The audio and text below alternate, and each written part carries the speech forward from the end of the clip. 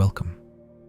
Tonight, I'll be reading The House at 347, a complete, slow, unfolding story about a house that exists slightly outside of time and the people who find sanctuary within its impossible walls. It begins quietly, with a woman named Margot inheriting an old Victorian home she doesn't remember being part of her family, and grows into something far larger. A tale of ghosts who never left, timelines that cross, lost people who find their way back, and a house that turns out to be both alive and compassionate. Across its chapters, you'll meet people displaced in time, some from the past, some from the future, and some from moments that never quite happened. You'll watch the house evolve from a mystery into a refuge, not haunted exactly, but aware. A home for anyone who doesn't quite fit the straight line of time. This story is warm, calm, and filled with moments of quiet wonder. If you drift off while listening, that's perfectly fine. You can always pick up where you left off. Time, after all, is flexible here. So make yourself comfortable. Let the clocks tick in their own rhythms. And welcome to the house at 347. Chapter 1. The Inheritance. The key to number 7 Bellweather Lane was heavier than any key had a right to be.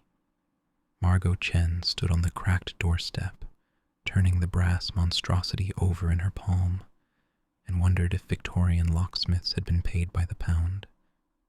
The estate lawyer had handed it to her wrapped in tissue paper, as if it were precious rather than merely old, along with a folder of documents she hadn't bothered to read yet.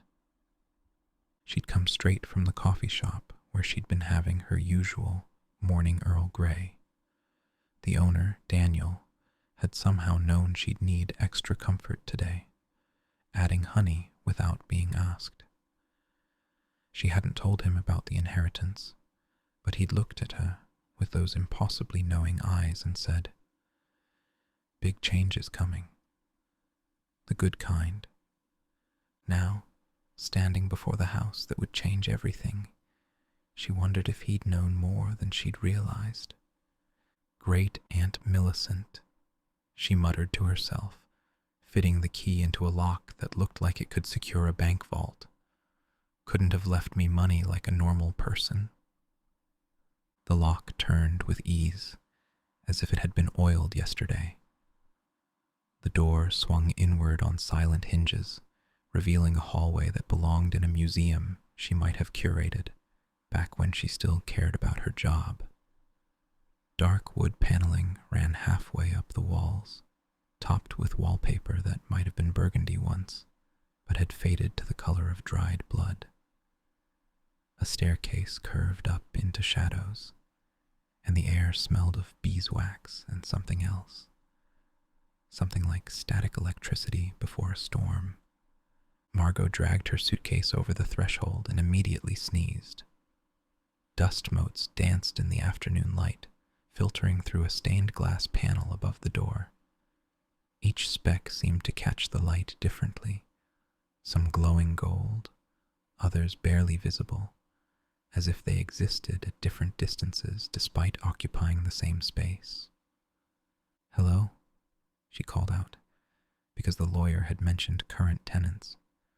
Her voice echoed strangely, as if the house were both empty and full at once. A door on her left opened, and a young black man peered out. He wore expensive headphones around his neck, and regarded her with the kind of delighted surprise usually reserved for finding money in old coat pockets. "You must be the new landlady," he said, emerging fully. "I'm Felix Okafor, flat 1A. I've been dying to meet you. Mr. Pemberton said you'd be arriving today, but he's been saying that for 3 weeks now, so I'd rather given up." 3 weeks? Margot frowned.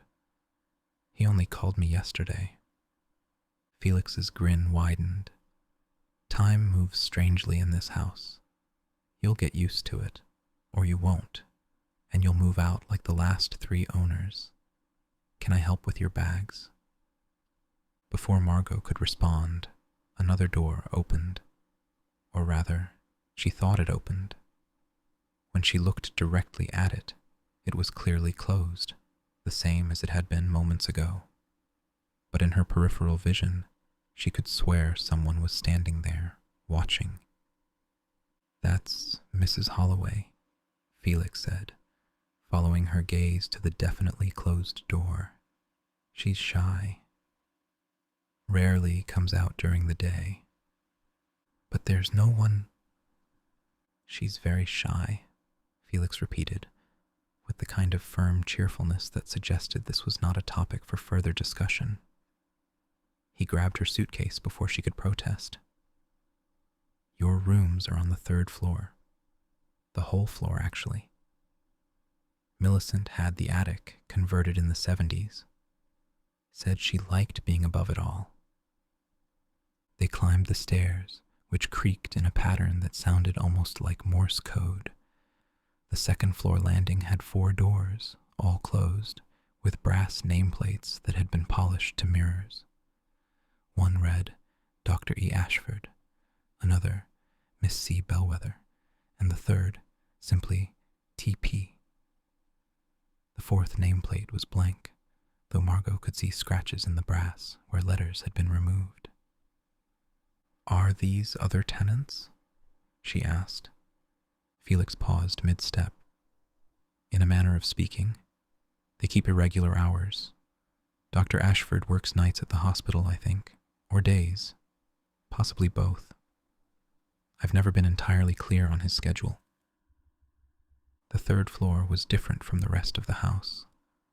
Lighter, with white walls and modern fixtures that looked distinctly 1970s, rather than 1890s.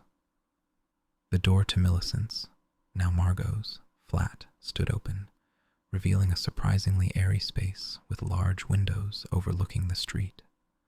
The furniture was a mix of periods: Victorian settee, mid-century modern coffee table, and what looked like an IKEA bookshelf.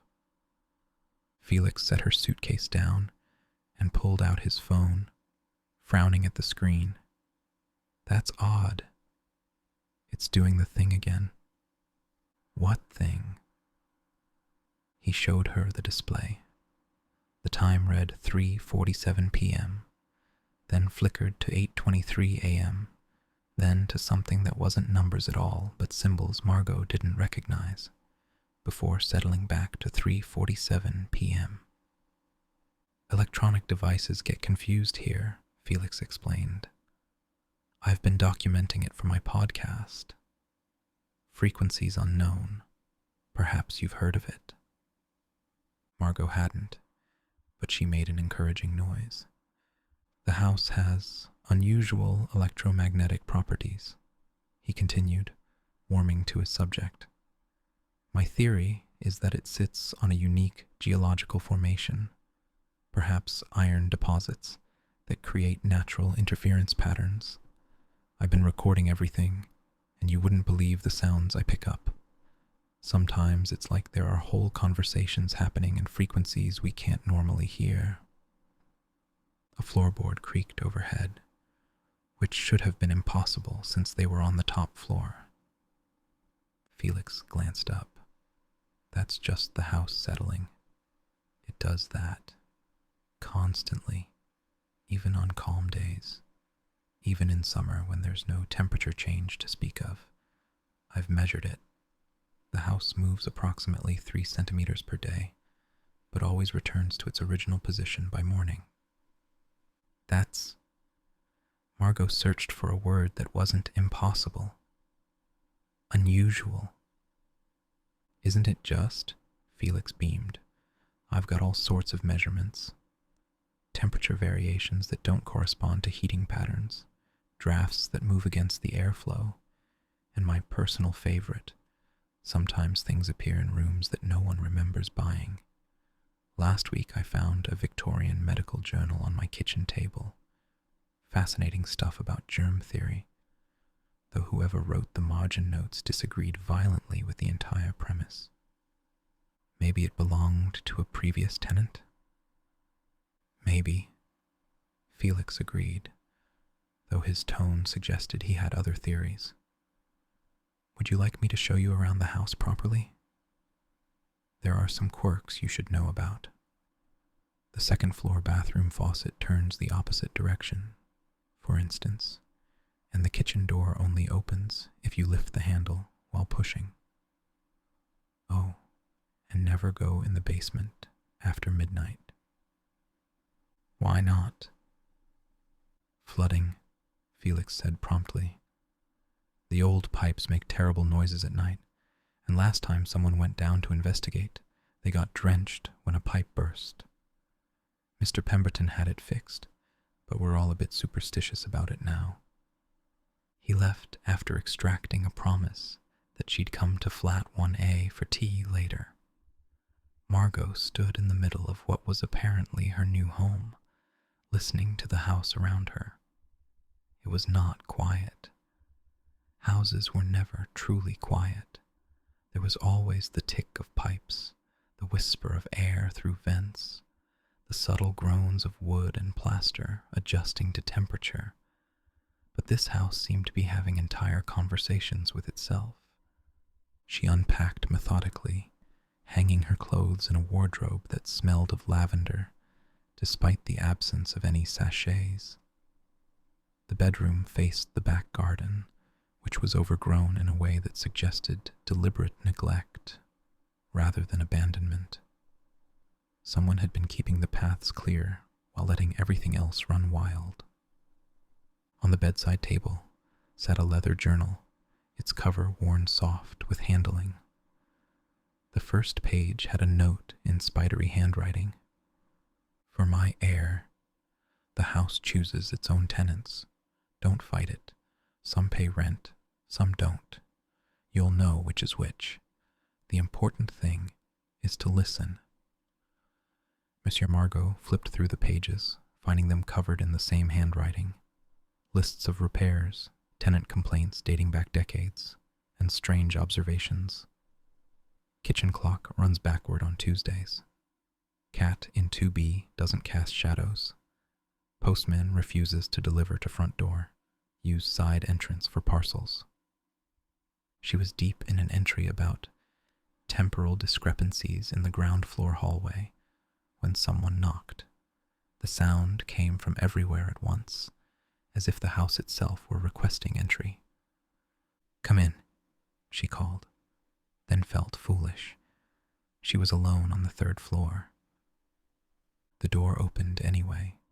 A woman entered, dressed in what looked like authentic Victorian clothing, complete with bustle and tiny buttons running from throat to wrist.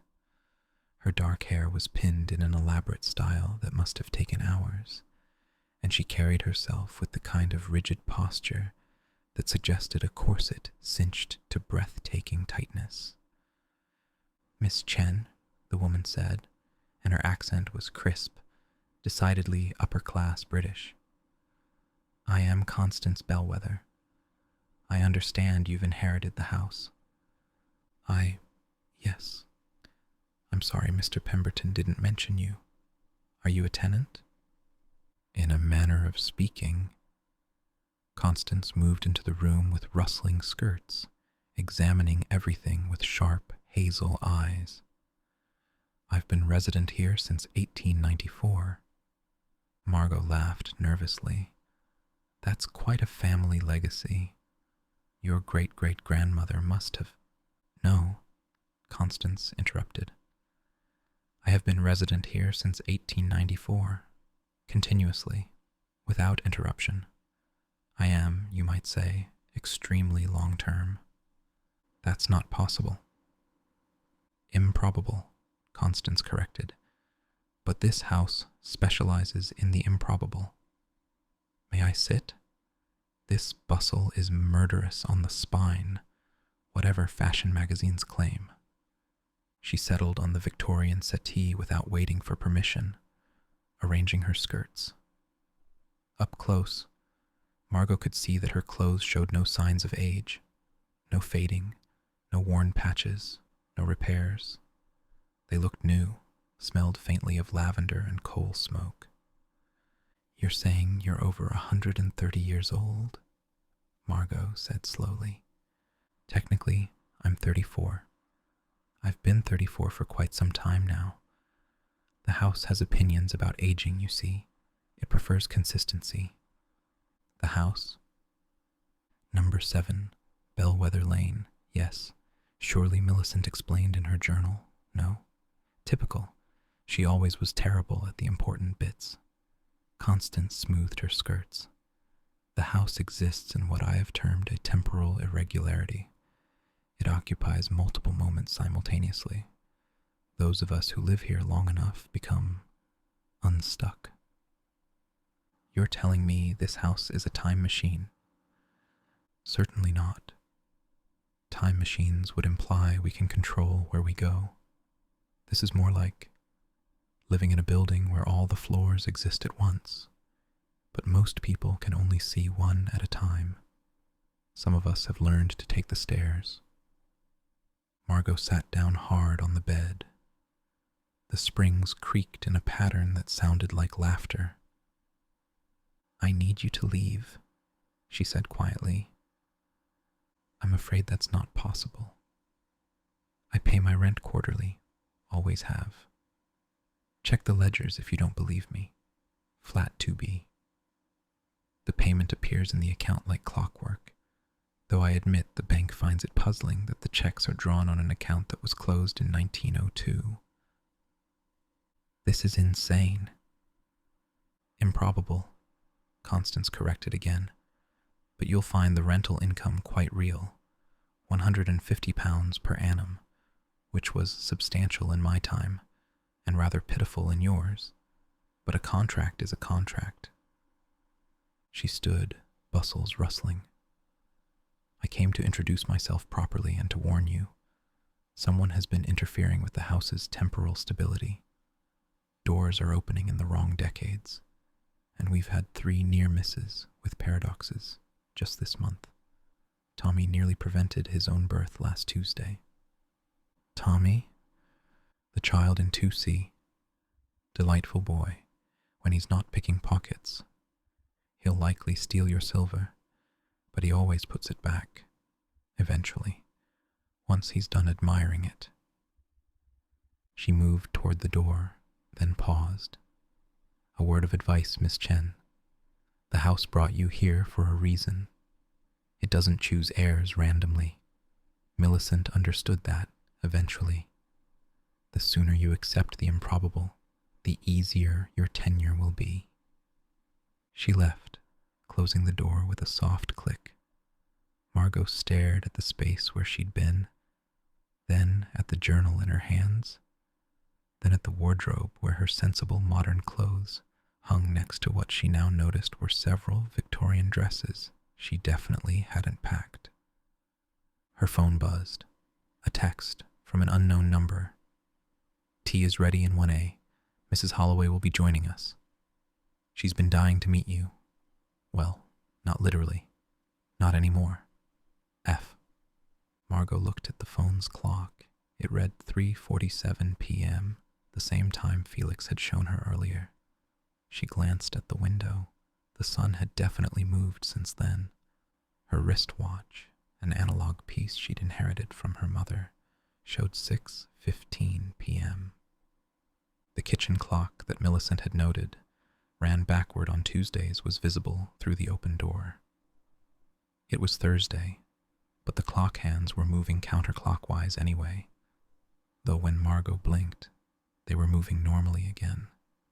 She could leave, pack up right now, call Mr. Pemberton, say the house was uninhabitable, go back to her studio flat, her cataloging job, her life of predictable disappointments. Her phone buzzed again. "The house likes you, by the way. It's already moved your favorite mug to the kitchen cupboard, 3rd shelf, behind the plates that weren't there this morning." F. Margot hadn't brought a favorite mug, but somehow she knew that if she went to the kitchen and looked behind plates that shouldn't exist, she'd find the blue ceramic mug with the chip on the handle that she'd broken 3 years ago and thrown away. She stood up, surprised to find her legs steady. If she was having a breakdown, at least it was an interesting one. And if she wasn't, the floorboards creaked under her feet in what sounded almost like welcome, or perhaps warning. With this house, it was probably both. She made her way downstairs to flat 1A, noting that the second floor landing now had 5 doors instead of 4. The extra one had a nameplate reading M. Chen, though she was quite certain she lived on the 3rd floor, unless she checked her phone. Still 3:47 p.m. She'd figure it out later, or not at all. Perhaps Constance was right about accepting the improbable. Felix's door was already open when she reached it, though she hadn't heard it move. The flat beyond was cramped with recording equipment, cables snaking across the floor like technological vines. Multiple screens showed waveforms that didn't match any sound she could hear. Felix stood by an elaborate tea service that belonged in a museum, pouring from a pot that steamed despite the fact that she couldn't smell tea. "Earl Grey," he announced. "Mrs. Holloway insists it's the only civilized choice for afternoon tea, though I notice she never drinks any herself." An elderly woman sat in an armchair by the window. She wore a house dress from the 1970s and had the kind of aggressively permed hair that suggested regular appointments at a salon that no longer existed. She smiled at Margot with teeth too perfect to be original. "Margot, dear," she said, and her voice had the quality of an echo, as if it were coming from somewhere else and bouncing off the walls to reach them. "How lovely to finally meet you properly. I've been watching you since you arrived." "That was only an hour ago." "Was it?" Mrs. Holloway's smile didn't change. "Time flies when you're dead." "Did I mention I'm dead? I forgot to mention it to the last owner, and it caused such a fuss when she walked through me in the hallway." Felix handed Margot a teacup. The china was so thin she could see her fingers through it, and the tea inside was exactly the right temperature despite the steam. She took a sip to buy herself time to think. It tasted like Earl Grey, but also like memory. Sunday afternoons at her grandmother's house, the smell of jasmine in the garden, the sound of rain on windows. "You're all insane," she said conversationally. "Or I am. Either way, this tea is excellent." "The house makes good tea," Felix agreed. "Terrible coffee, though. I think it disapproves of modernity. The espresso machine I bought last month keeps producing hot chocolate instead." "The house doesn't make tea," Margot said carefully. "Houses don't make anything. They're structures. Walls and floors and pipes." Mrs. Holloway laughed, a sound like wind chimes in another room. "Oh, my dear, this house is so much more than that. It's been collecting moments for over a century. Every conversation, every footstep, every dream and nightmare and boring Tuesday afternoon. They're all here, layered on top of each other like frequencies," Felix supplied eagerly. "I've been recording them. Listen to this." He put on his headphones and handed Margot a second pair. She heard static at first, then voices, faint and overlapping. "Told you the laudanum was too strong. Can't find my keys anywhere. Stock market crashed. We're ruined. Netflix password is on the fridge. German airships overhead again last night. Wi-Fi's down." She pulled off the headphones. "Those are just radio signals. Crossed wires, old recordings." "From where?" Felix asked. I've traced every possible source. There's no radio station playing Victorian medical complaints, no podcast about the London Blitz happening simultaneously with discussions of Netflix passwords. These are conversations happening in this house right now, at different points in time. That's not possible. You keep saying that, Mrs. Holloway observed. Yet here I am, dead since 1976, but still paying rent. Here's Felix, recording the past and occasionally the future.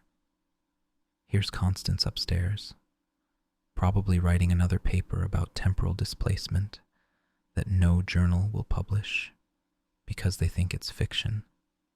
And here's you, inheriting a house from an aunt you never met, who somehow knew you'd be the right person to take over.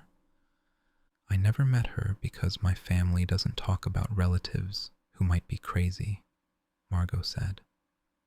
Or, Mrs. Holloway suggested gently, they don't talk about relatives who might be right. The room fell silent, except for the tick of a clock that Margot couldn't locate. It seemed to come from inside the walls, a steady heartbeat of time that didn't quite match any standard second. The house needs an anchor, Mrs. Holloway continued. Someone living, properly living in the present to keep it stable. Millicent did it for 40 years, but she got tired, said she wanted to see what came next. Or maybe what came before. She walked down to the basement one midnight and never came back up. But the bank account stays active. The bills get paid. And every now and then I get a postcard from 1823. You're asking me to believe that this house exists outside normal time, that you're a ghost who pays rent, that there are Victorian tenants upstairs, and that my great-aunt time-traveled to the Regency period. No, Felix said. We're telling you that's what's happening. Whether you believe it or not doesn't change the facts. The house chose you. The question is what you're going to do about it. Margot set down her teacup carefully. It clinked against the saucer with a sound like distant bells. Show me proof. Not recordings that could be faked, not people in costume, not ghost stories. Show me something impossible. Felix and Mrs. Holloway exchanged glances. Tommy, they said in unison. Felix stood and went to the door. Tommy, Mrs. Chen wants to meet you. Footsteps thundered down the stairs. Too many footsteps, as if multiple people were running. But only one boy appeared in the doorway, small and thin with dark hair that needed cutting and clothes that couldn't decide what era they belonged to. He wore a Victorian waistcoat over a t-shirt featuring a band Margot didn't recognize, trousers that might have been from any decade, and sneakers that wouldn't be invented for another 10 years, according to the logo she glimpsed. You're the new lady, he said, accent pure London street, vintage indeterminate. You're the one from the coffee shop. Daniel's been talking about you for weeks. Margot started. You know Daniel? Everyone knows Daniel. He makes the best scones in any timeline. Says you come in every morning at exactly 8:47, order something different, but it always tastes like Earl Grey and possibility. Tommy grinned. He's moving in tomorrow. The house told him to wait for the right Thursday. The house told him. The house has been matchmaking, Mrs. Holloway said with delight. It recognizes compatible temporal signatures. You and that young man have been circling each other across time without knowing it. Tommy can walk between times, Felix explained. He's the only one who can do it reliably. The rest of us just catch glimpses, but Tommy treats the house like his personal highway through history. Prove it, Margot said to the boy. Tommy grinned, reached into his pocket, and pulled out her wallet. When did you? Haven't yet, Tommy said cheerfully, but you'll put it down on the hall table in about 10 minutes when you go back upstairs to check if all this is real. I'll snatch it then, bring it back to now. See? He handed it back to her. Time's just another dimension to walk through if you know the way. Margot opened the wallet. Everything was there except my library card is missing. Oh, that. Tommy looked sheepish. Needed it in 1952. They had a book I wanted to read that won't be written until 2018. Left it in the return slot, so it should turn up in your mail sometime next week. Or last week. Time's funny about library finds. Margot's head was spinning. She stood up, needing air, needing space, needing to think, without the pressure of 3 impossible people watching her. I have to go. 3rd floor's still yours, Mrs. Holloway said kindly. It's Thursday there, if that helps. Mostly. Margot fled. She made it to the 2nd floor landing before stopping, gripping the banister. The wood was warm under her hands, almost pulse-like. The nameplates on the doors had changed again. Now one read, M. Chen, 2024, and another read, M. Chen, 2025. A third said simply, M. Chen, temporal resident. She laughed, sharp and bitter, then laughed again, because what else could she do? It's a lot to take in, a man's voice said behind her. She spun around. A man in Victorian dress stood there, medical bag in hand, looking tired in the way of someone who'd been tired so long it had become part of their face. He was handsome in an exhausted way, with brown hair that needed trimming and wire-rimmed spectacles. Dr. Ashford, I presume. Edmund, please. And you're Millicent's heir. She said you'd come eventually. When did she say this? Tuesday. Or it will be Tuesday. I've given up keeping track. He adjusted his spectacles. I've just come from the hospital. Lost a patient to childbed fever. Perfectly preventable if they'd just washed their hands, but suggesting that doctors might be carrying disease between patients is apparently grounds for dismissal. Germ theory, Margot said faintly. Felix mentioned you were writing about it. Trying to. Hard to publish papers when half my references won't be written for another decade. He smiled wryly. Did you know that in your time, antibiotics exist? Actual medicines that kill bacteria? I've read about them in journals that won't be published for 50 years. Do you have any idea how frustrating it is to know that children are dying of diseases that will be curable, to have that knowledge right here? He tapped his temple, and be unable to use it because the medical establishment thinks invisible organisms are fantasy. That must be difficult. Maddening, he corrected, but the house helps. Sometimes it lets me save them anyway. Slips me supplies from other times. Penicillin that won't be discovered until 1928. Surgical techniques from 2015. I'm very careful, but... He shrugged. Some things are worth the risk of paradox. This is all real, Margot said. It wasn't a question anymore. Real as anything else, Edmund agreed. The house brought us all here for reasons. Some obvious, some not. You'll figure out yours in time, or time will figure it out for you. Good evening, Miss Chen. Or good afternoon, whichever you prefer. He walked past her to his door, which opened before he touched it. Beyond, she glimpsed gaslight and Victorian furniture and what looked like a modern laptop sitting incongruously on a period desk. Margot climbed to the 3rd floor on legs that felt disconnected from her body. Her flat was as she'd left it, except for the blue mug sitting on the kitchen counter, the one with the chip in the handle, the one she'd thrown away 3 years ago. She picked it up, ran her finger over the familiar chip, and found it full of tea. Earl Grey, perfect temperature, with 1 sugar exactly as she liked it. "All right," she said to the house. "All right. You win. You're impossible, and you're real, and I'm apparently your new anchor to ordinary time. But if we're doing this, we're doing it my way.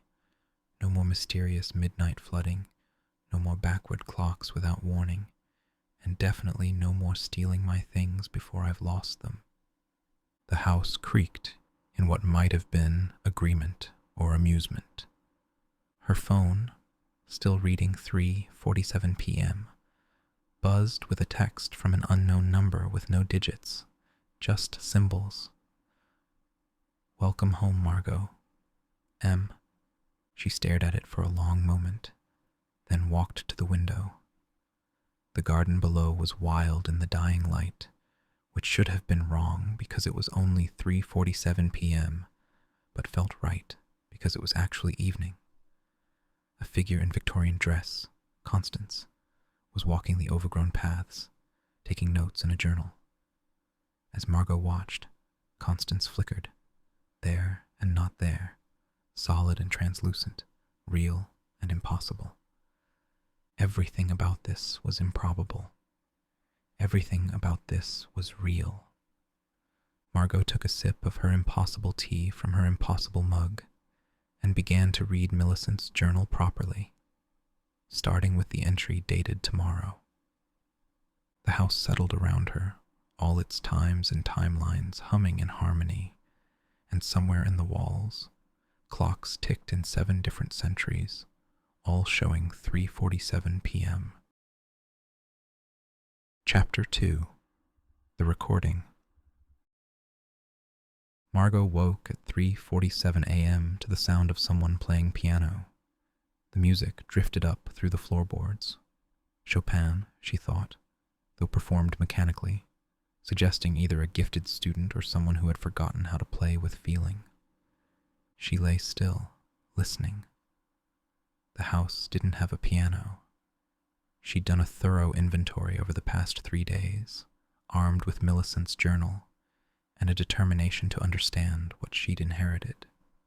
No piano in any of the common areas, and none of the tenants had mentioned one. The music stopped mid-phrase, started again from the beginning, stopped, started, like a record skipping, except records didn't skip backward to exactly the same spot each time.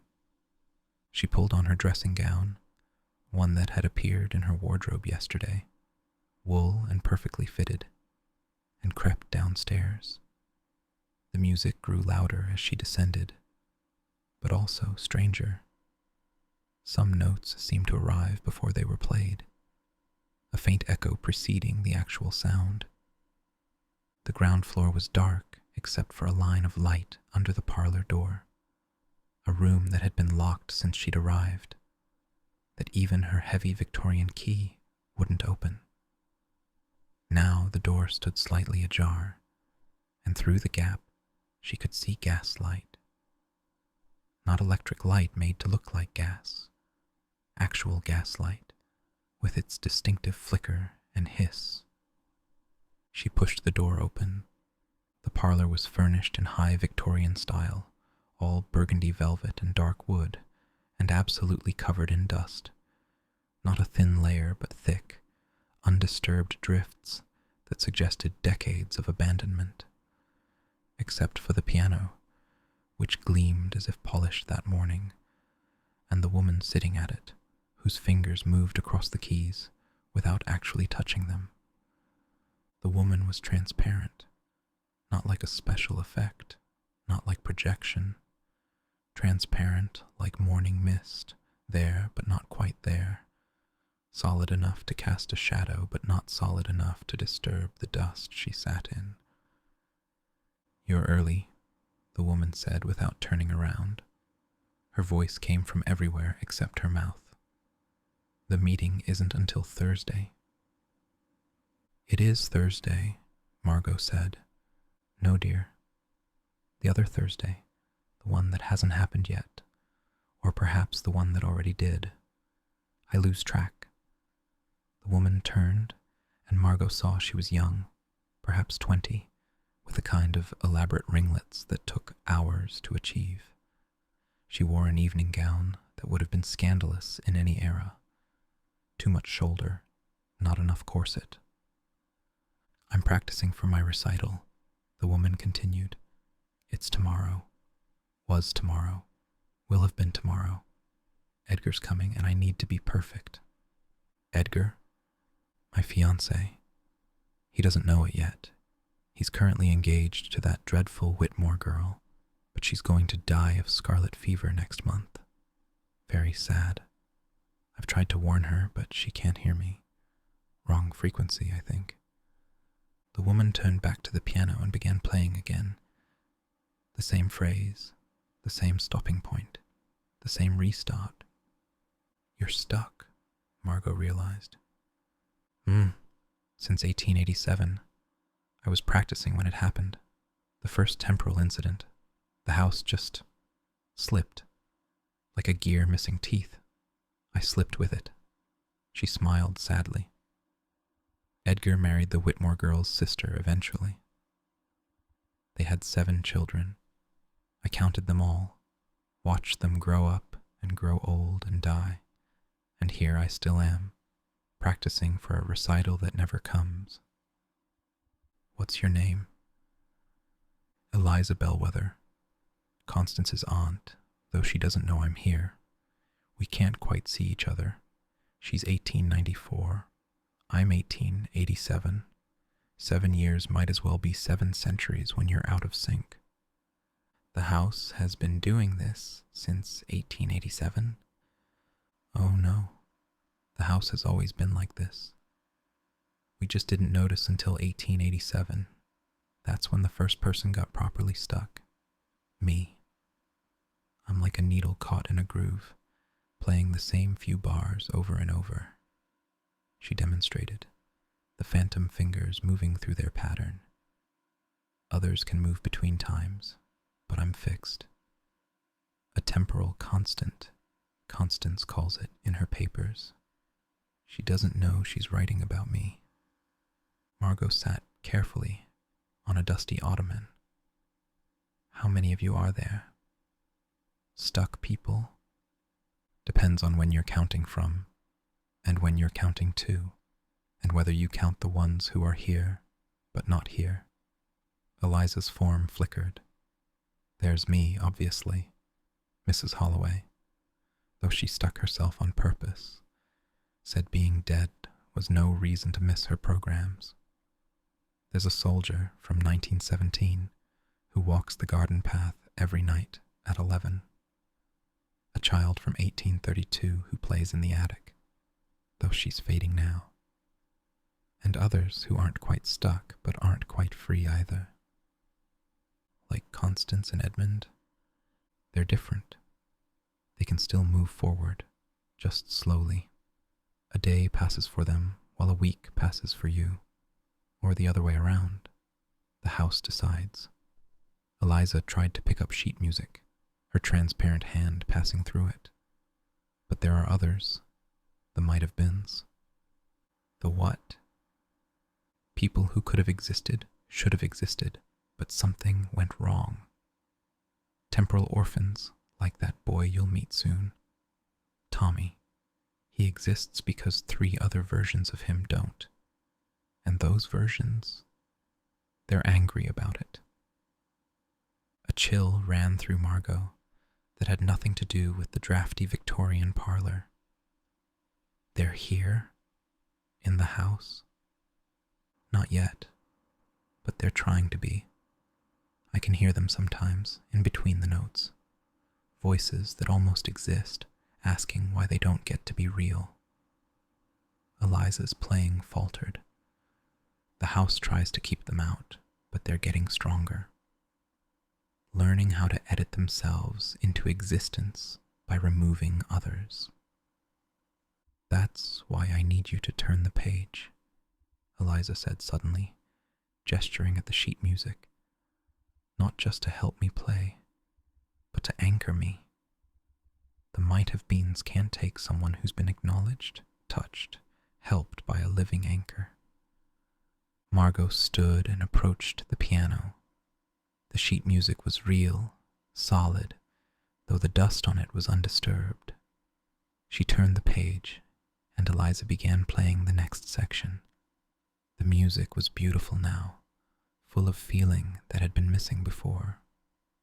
"Thank you," Eliza said. "I've been waiting so long for someone who could see me clearly enough to help." Millicent could at the end, but she was already half unstuck herself by then. What happened to her? Really? She went looking for the source. The reason the house is like this. There's something in the basement, has been since the house was built, maybe before. She thought if she could find it, understand it, she could control it. Eliza's playing grew darker. But the might-have-beens found her first.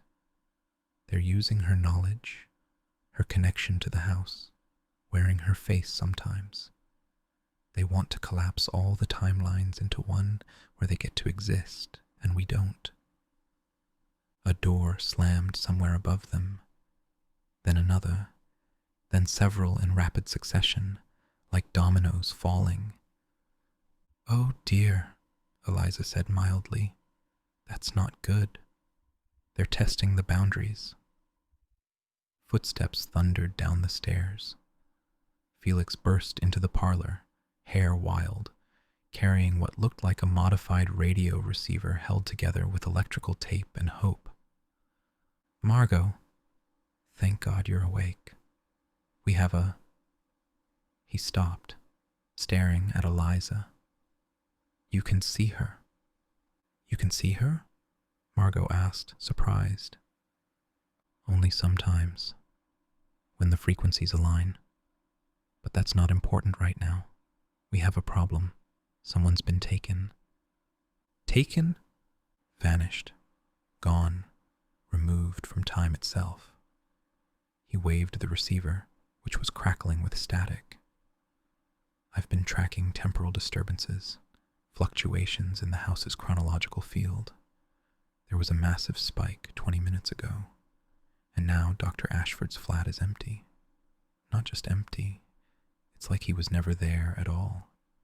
Margot followed Felix out of the parlor, Eliza's piano music following them, stuck again in its eternal loop. They climbed to the second floor, where Edmund's door stood open. The flat beyond was wrong. Not ransacked, not abandoned, but wrong. Half the furniture was Victorian, half was modern. A laptop sat on a desk that wasn't quite there, translucent and flickering. Medical journals from different centuries were scattered across a floor that couldn't decide what decade its carpeting belonged to. "This isn't how it usually looks?" Margot asked. "It's temporal bleed," Felix said, scanning the room with his device. "When someone's removed from the timeline forcefully, their personal chronology collapses. Everything they touched, everything they influenced, starts to unhinge." Constance appeared in the doorway, still in full Victorian dress despite the hour. "It's worse than that. I've been checking my newspapers, all of them, from all the years I can access. Edmund's name is disappearing from them, his medical license, his publications, even mentions of his birth. Someone's not just taking him, they're erasing him. That's impossible." "You really need to stop saying that," Constance said sharply. "We don't have time for denial. If Edmund's being erased, others will follow. The house maintains its stability through its residents. Remove enough of us, and the whole temporal structure collapses." "But who would?"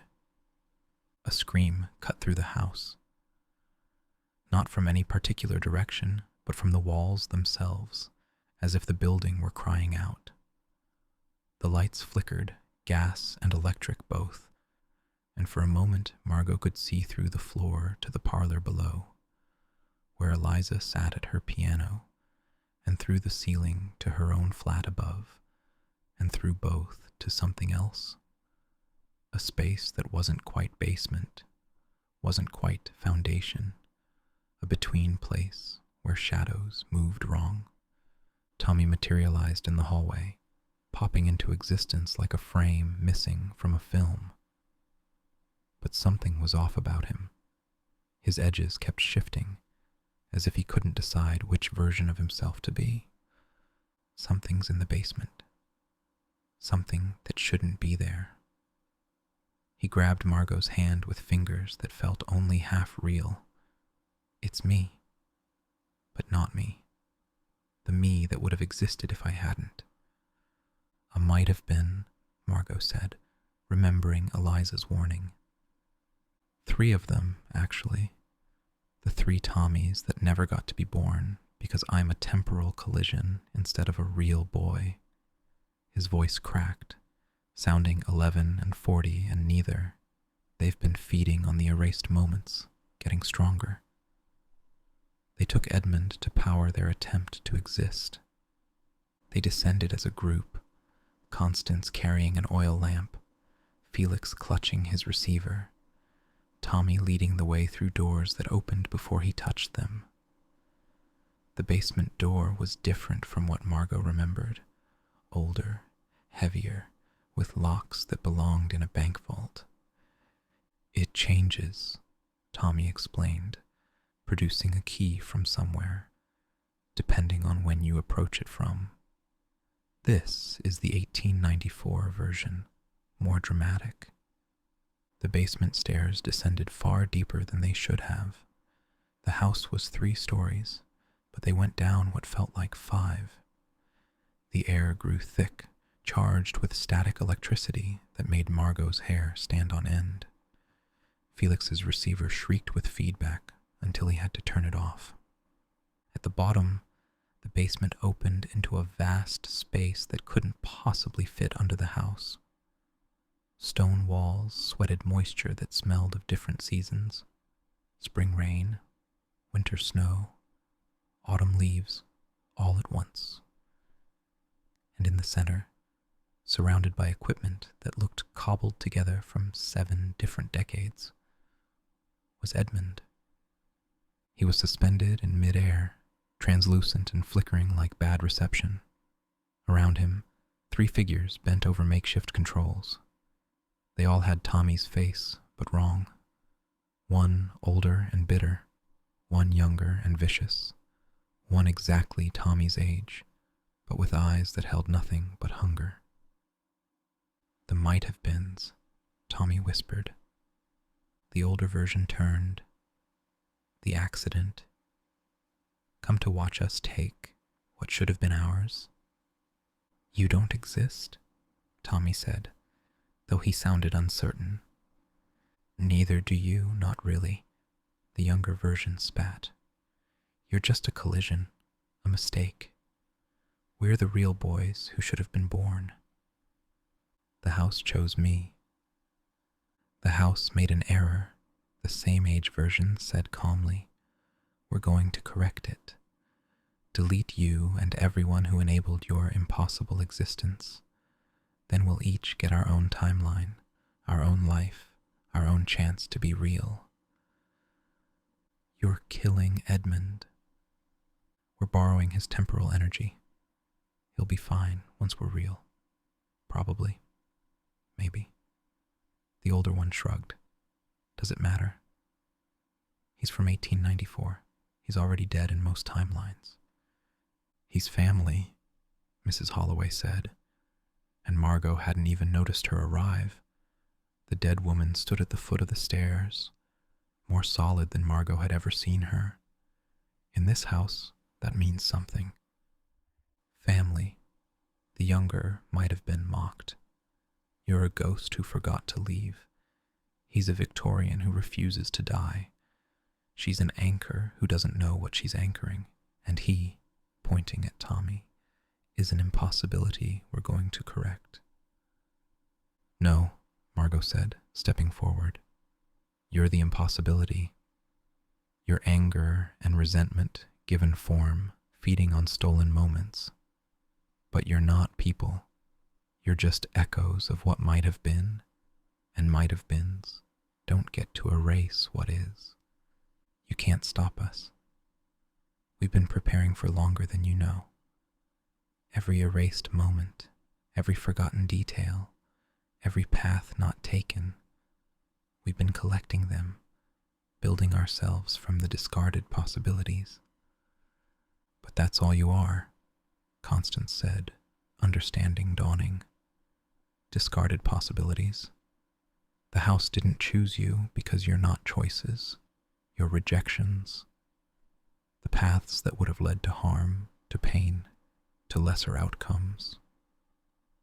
The might-have-beens snarled in unison, their forms flickering. For a moment, Margot saw them as they really were.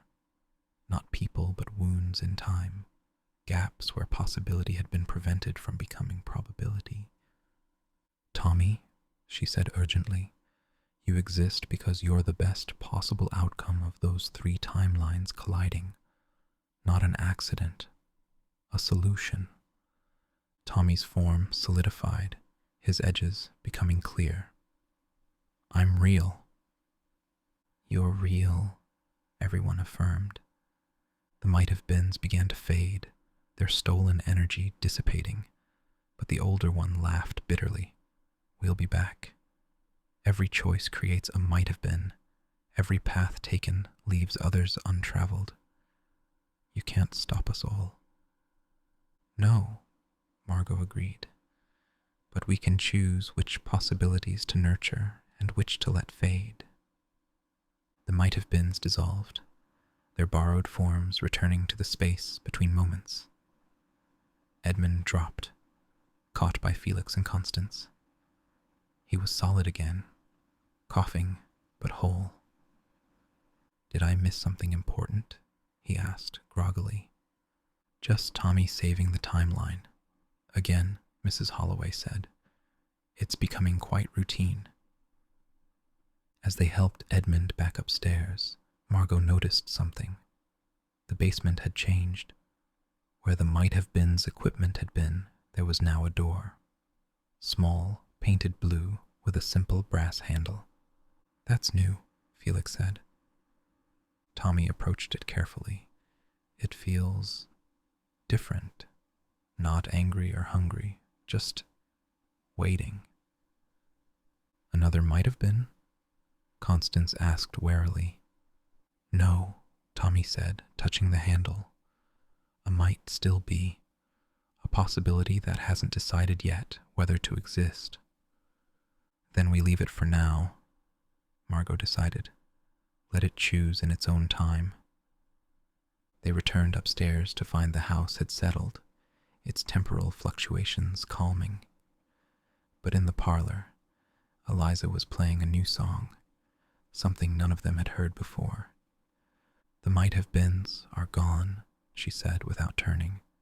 For now, but their warning was real. Every choice creates shadows. The house will need to learn to manage them. Then we'll teach it, Margot said. Together. Later, they all gathered in Felix's flat for tea. Even Eliza, still transparent but somehow more present, sat at the edge of the group. The house had stabilized around them, but they could all feel it. Something had changed. The house was more aware now, more protective. So, what happens now? Margot asked.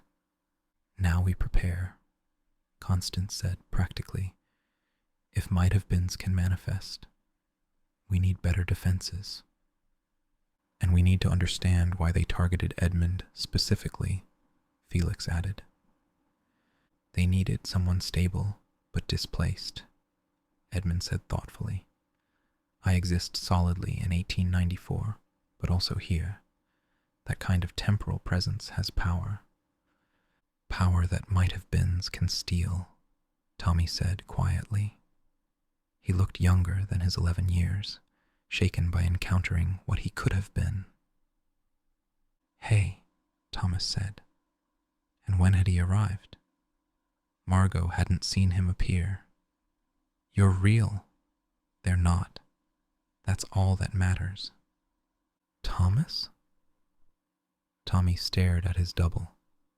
"But you don't exist yet." "You're from chapter 4. Time's getting soft around the edges," Thomas said. "The might-have-beens weakened something. I'm here early, or late, or right on time." He grinned. "Want to really confuse them? 2 of us, both real, both impossible." Tommy grinned back. "They'd hate that." "Good." Margot watched the 2 boys who were one boy, who were no boys, who were all boys, and felt the house hum with something like laughter. Perhaps the might-have-beens would return. Perhaps other threats would come. But they'd face them together, this impossible family in their impossible home. Her phone buzzed. Still 3:47 p.m., but the message was different. Might-have-beens managed. Might still be pending. New tenant tomorrow. The coffee shop owner who's been dreaming of you.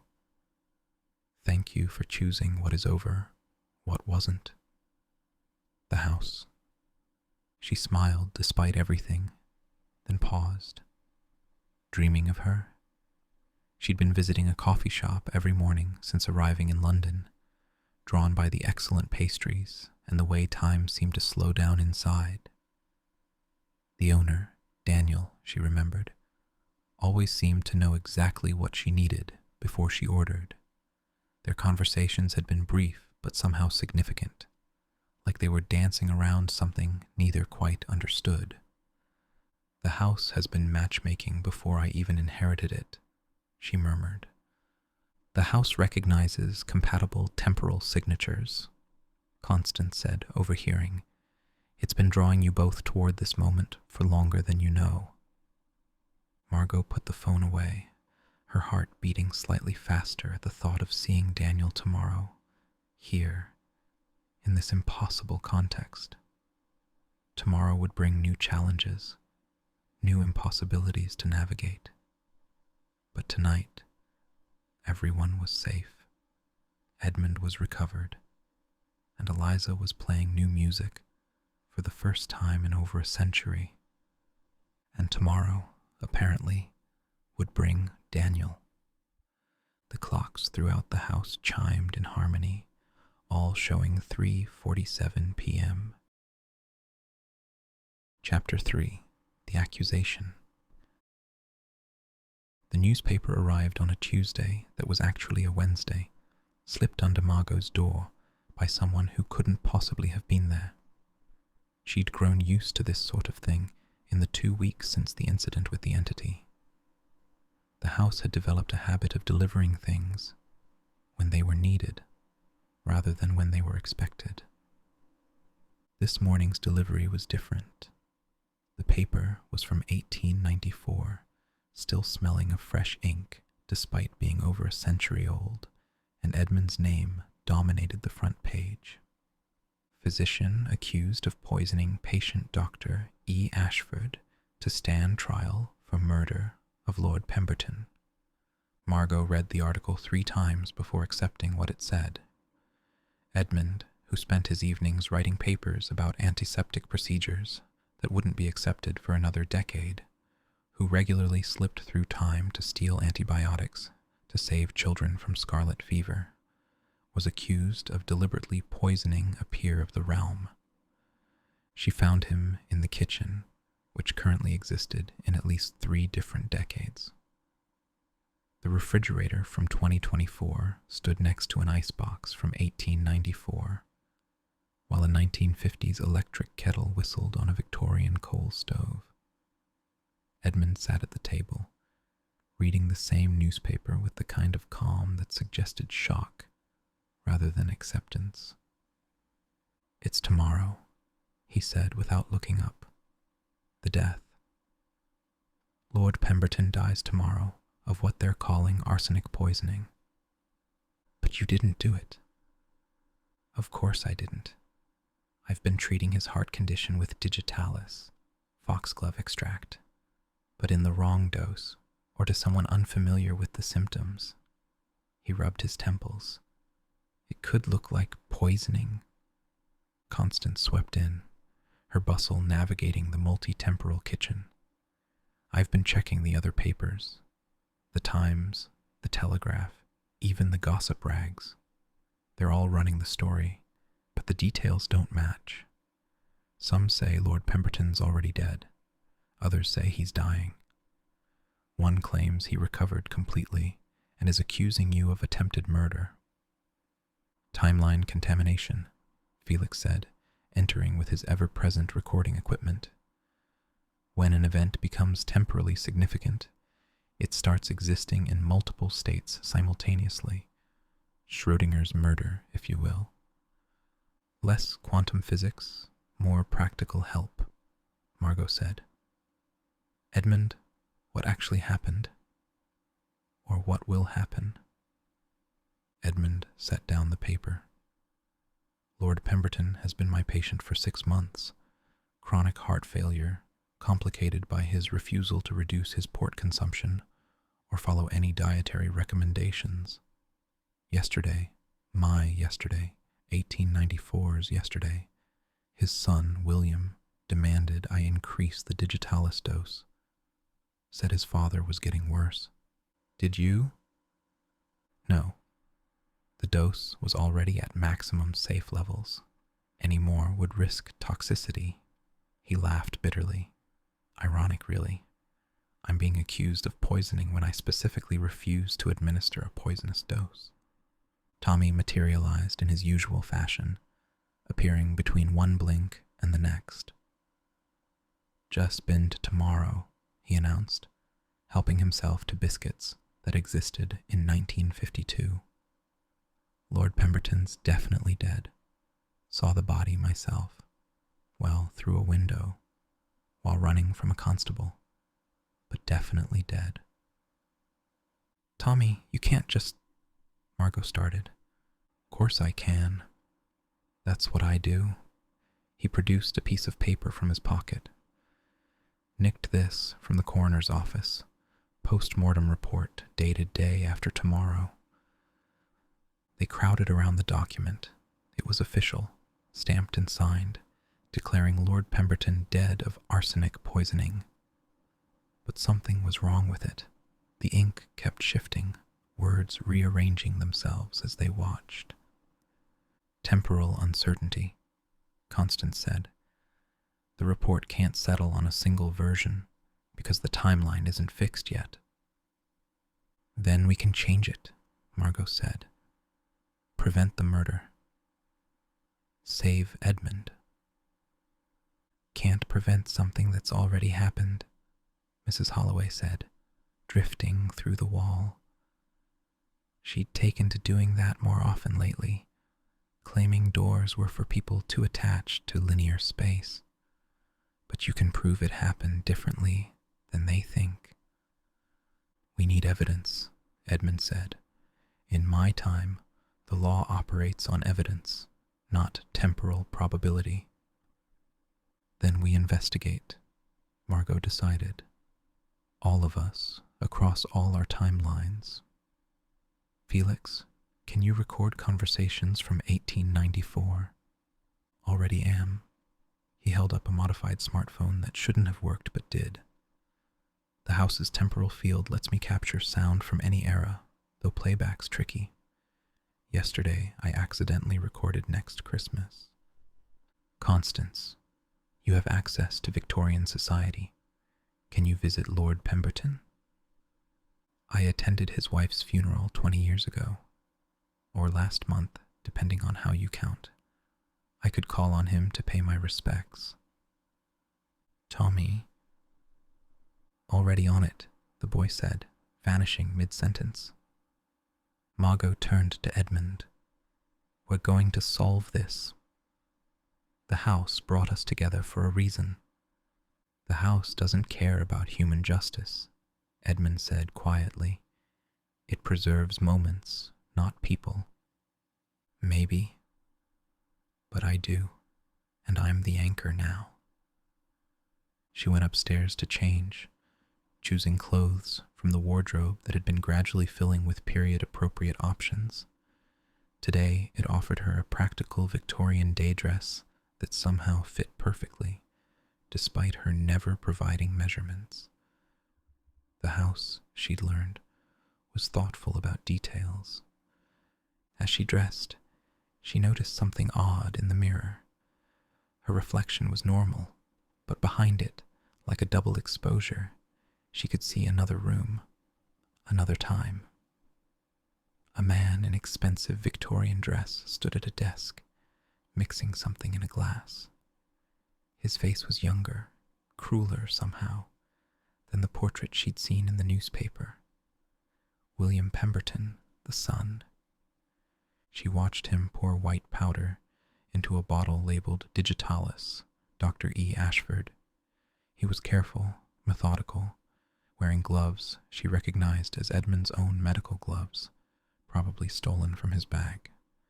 The vision faded as quickly as it had come, leaving Margot staring at her own shocked face. She ran back downstairs, but the kitchen was empty except for a note in Constance's precise handwriting. Gone to 1894. Back for tea. Unless paradox. See, Felix's flat was locked. A sign on the door reading, "Recording, do not disturb. This means you, Tommy."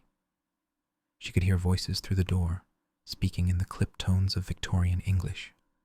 She found Edmund in his study, surrounded by medical texts from multiple centuries. He'd spread them out like a timeline of human understanding, from humoral theory to germ theory to genetic medicine. "I saw something," she said, "in the mirror. William Pemberton poisoning your medicine." Edmund looked up sharply. "That's not possible. My medical bag is always..." He stopped. "Except when I'm treating patients. I leave it in the anteroom." Would William have access? He lives in the house. He'd have every opportunity. Edmund stood, pacing to the window that currently showed 3 different views of the street simultaneously. But why? He inherits regardless. Lord Pemberton changed his will months ago, cutting out his younger son entirely. William gets everything. "Unless he's in a hurry," Mrs. Holloway said, materializing in her preferred armchair. "I knew a William Pemberton once. Different one, of course. Or maybe the same. Time's confusing when you're dead. But he had debts. Gambling debts. The kind that come with consequences if not paid." "You think he's killing his father for inheritance money?" "I think people have killed for less, and framing the controversial doctor who insists invisible creatures cause disease. That's just convenient." Tommy popped back into existence, clutching a leather journal. "Found this in William's room. Tomorrow, when everyone's at the funeral." He handed it to Edmund. "You might want to read the marked pages." The journal was damning. Page after page of William's debts, his desperate schemes, his growing resentment of his father's longevity. And near the end, a detailed plan. Increase the Digitalis request, steal the medicine when Edmund refused, add arsenic, return the contaminated bottle. "This is evidence," Edmund said, "but from the wrong time. I can't present a journal that won't be written until after the murder." "Then we need evidence from the right time," Margot said. "Something that exists in 1894. Constance returned through the front door, which was impressive since they were on the 2nd floor. The house had apparently rearranged itself for her convenience. "Lord Pemberton's already ill," she reported. I saw him 20 minutes ago. 1894's 20 minutes. He's showing signs of arsenic poisoning, but also digitalis toxicity. Someone's given him both. William's trying to make sure, Edmund said. Frame me while guaranteeing his father's death. There's more, Constance continued. I spoke with the housemaid. She saw William in your medical bag yesterday. Told him off for it, but he claimed he was fetching something for his father. Would she testify? A housemaid's word against a gentleman's? In 1894? Constance shook her head. We need more. Felix burst in, trailing cables and looking triumphant. I've got it. Audio recording from yesterday. 1894's yesterday. The house preserved it in the walls. He connected his equipment to a speaker that belonged in a museum. Listen. Static filled the room, then voices, crystal clear despite the century between them. Father's taking too long to die. William's voice, cold and certain. You said the digitalis would work. Another man, nervous. Ashford won't increase the dose. Sanctimonious fool. But I have another solution. Arsenic in his medicine bottle. He'll be blamed. Father will be dead. And I'll have the money by week's end. That's murder. That's business. Do you want your payment or not? The recording clicked off. That's proof, Margot said. That's a recording that won't be invented for another 30 years. Edmund corrected. No court would accept it. Then we make them accept it another way, Tommy said. We just need someone from 1894 to hear it. Someone important. Someone who can't be ignored. They all turned to look at Constance. Oh, absolutely not, she said. I am not claiming to be a medium channeling voices from the spirit realm. But you could, Margot insisted. Victorian society loves spiritualists. They'd believe it. They'd believe I'm hysterical.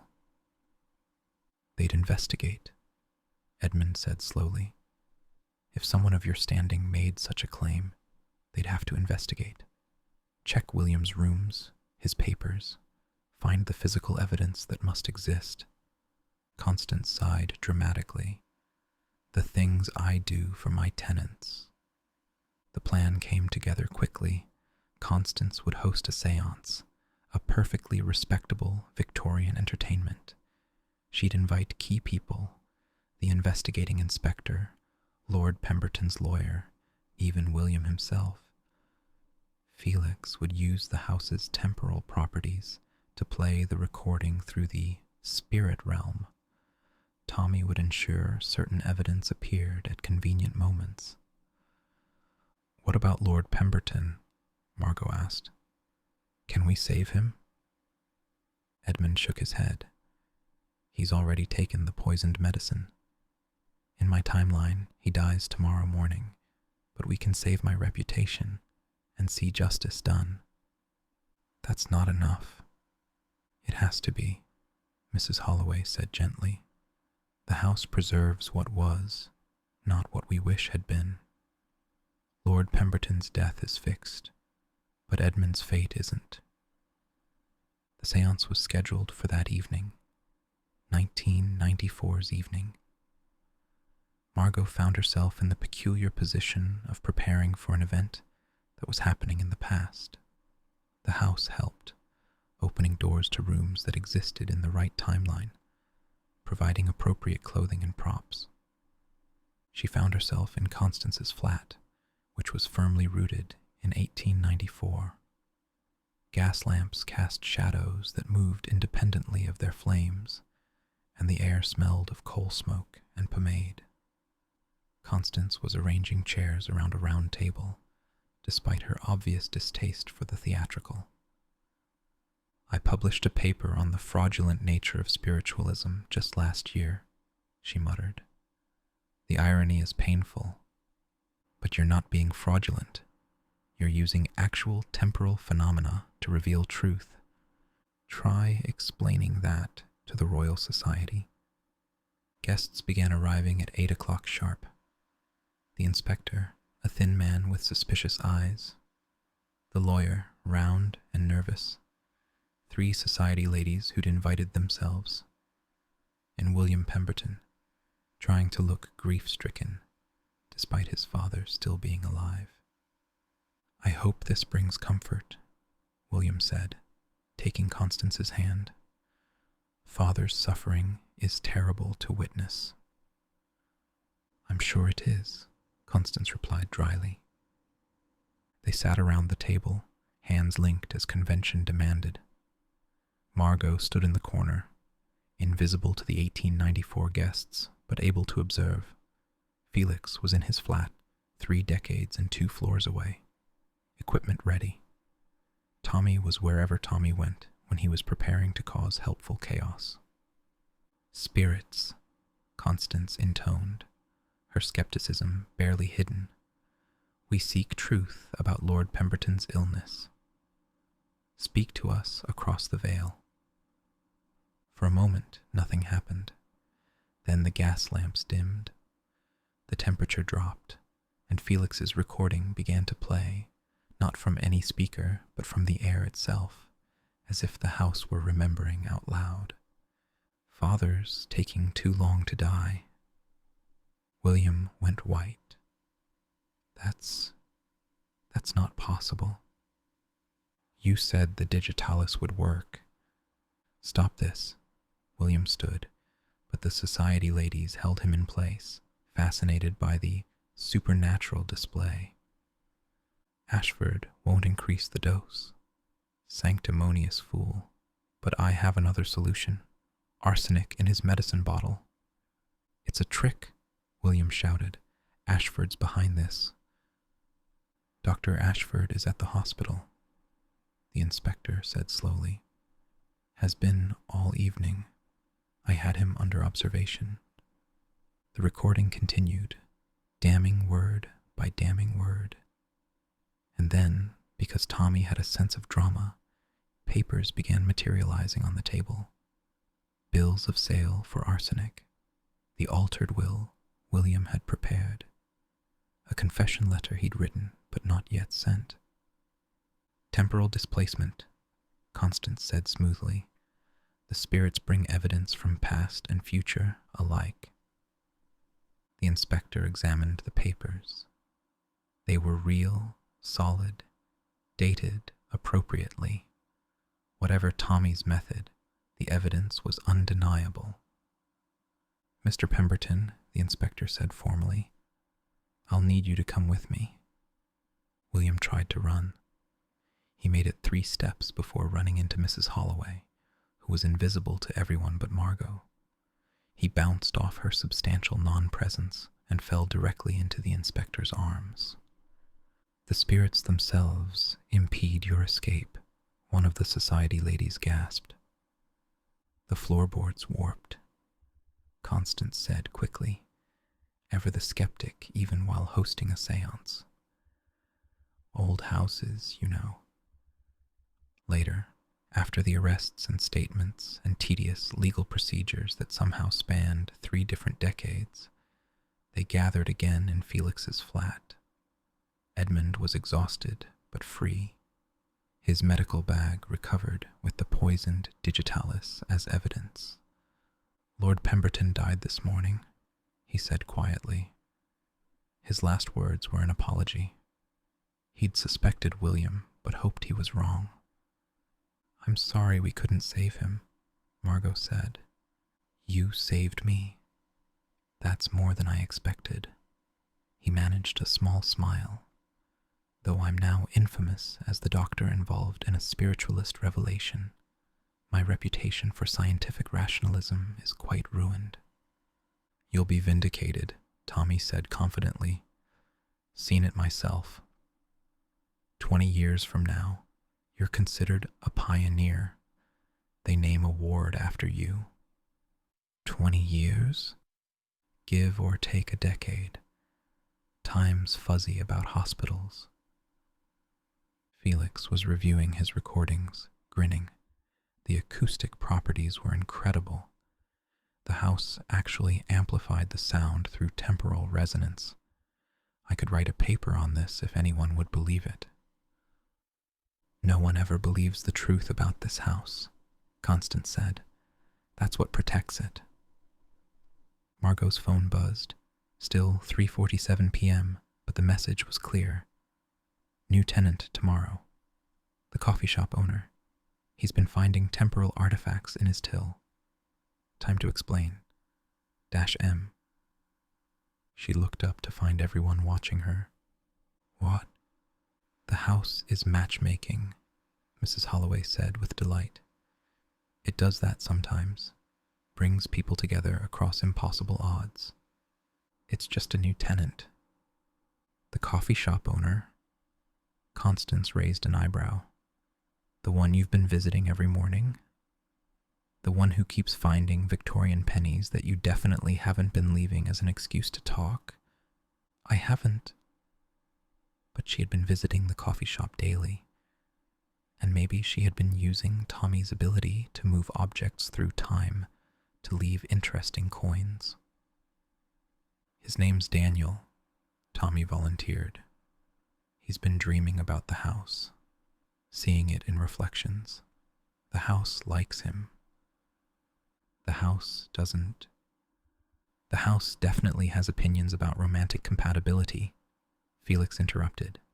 My ex got lost for 3 hours trying to visit, kept ending up at different buildings.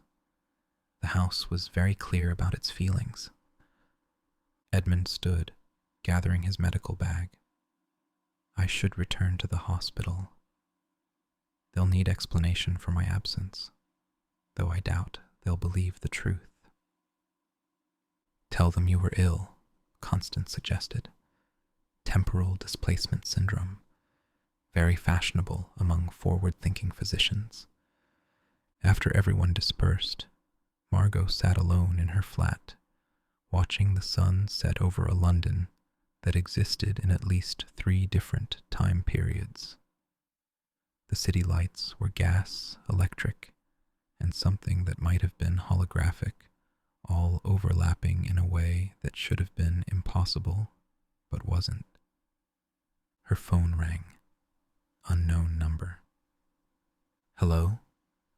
Miss Chen? This is Daniel Okoye from the coffee shop. I know this sounds strange, but I've been finding these coins in my till, and they led me to an address. Number 7, Bellweather Lane. I'm standing outside, but the building keeps changing. One moment it's Victorian, the next it's modern, and I swear I just saw someone in medieval armor in the 3rd floor window. That's just the Thursday night, Margot said. He's harmless. Mostly lost. Look, Daniel, this is going to sound impossible, but nothing's impossible, he interrupted. My grandmother used to say that time isn't a river. It's an ocean.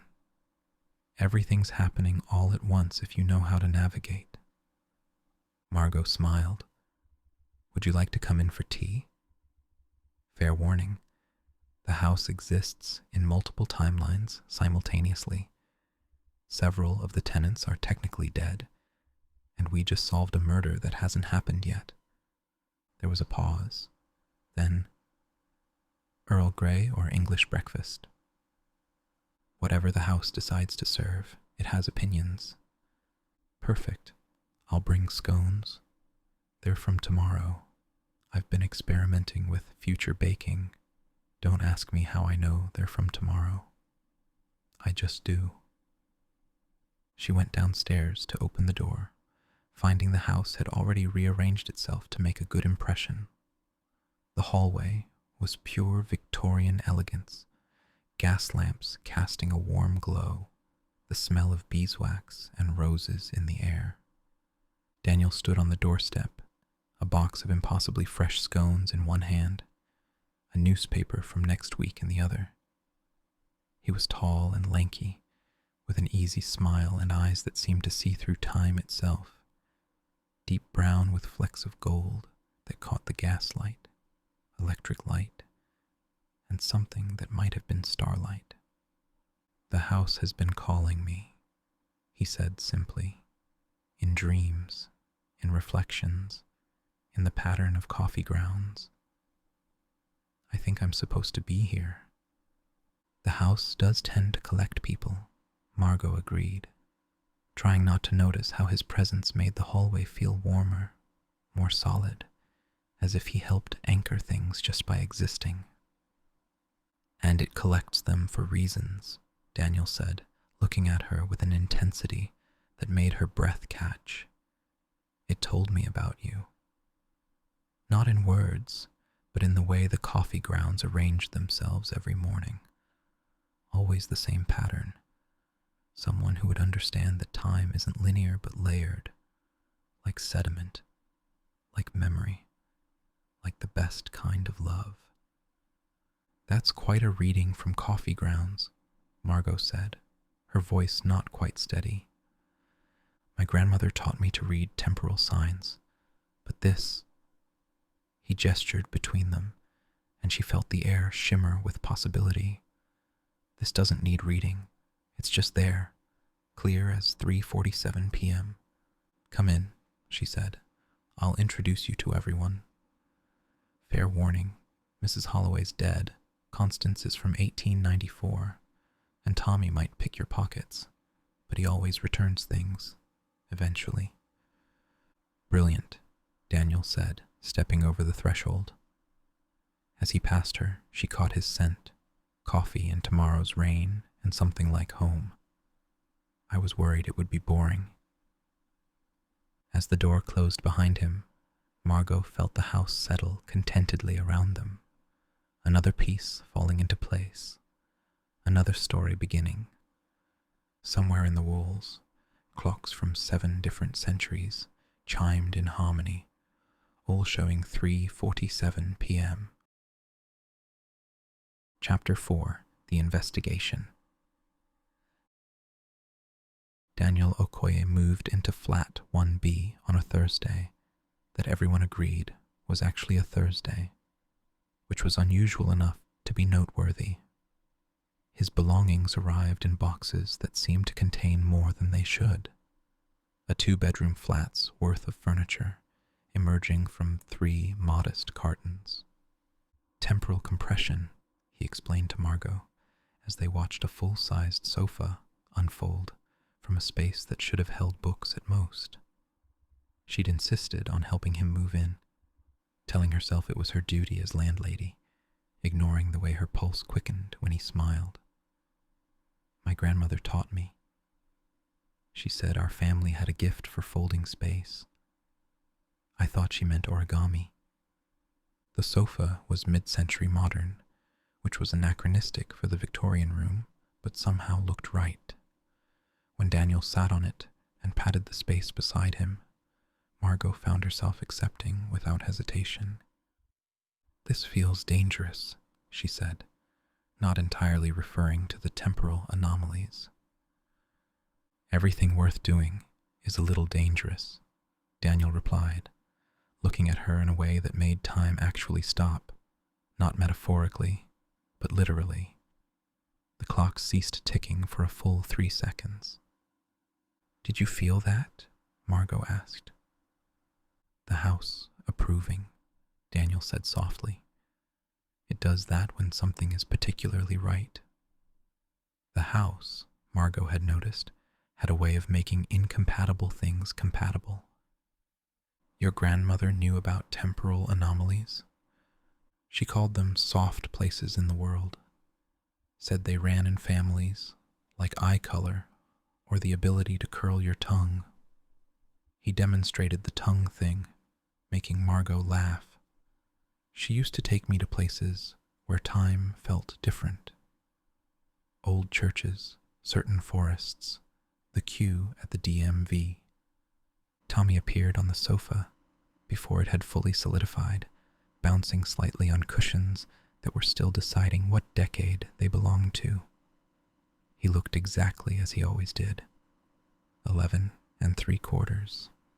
frozen at that perfect age between childhood and adolescence, though his eyes held centuries.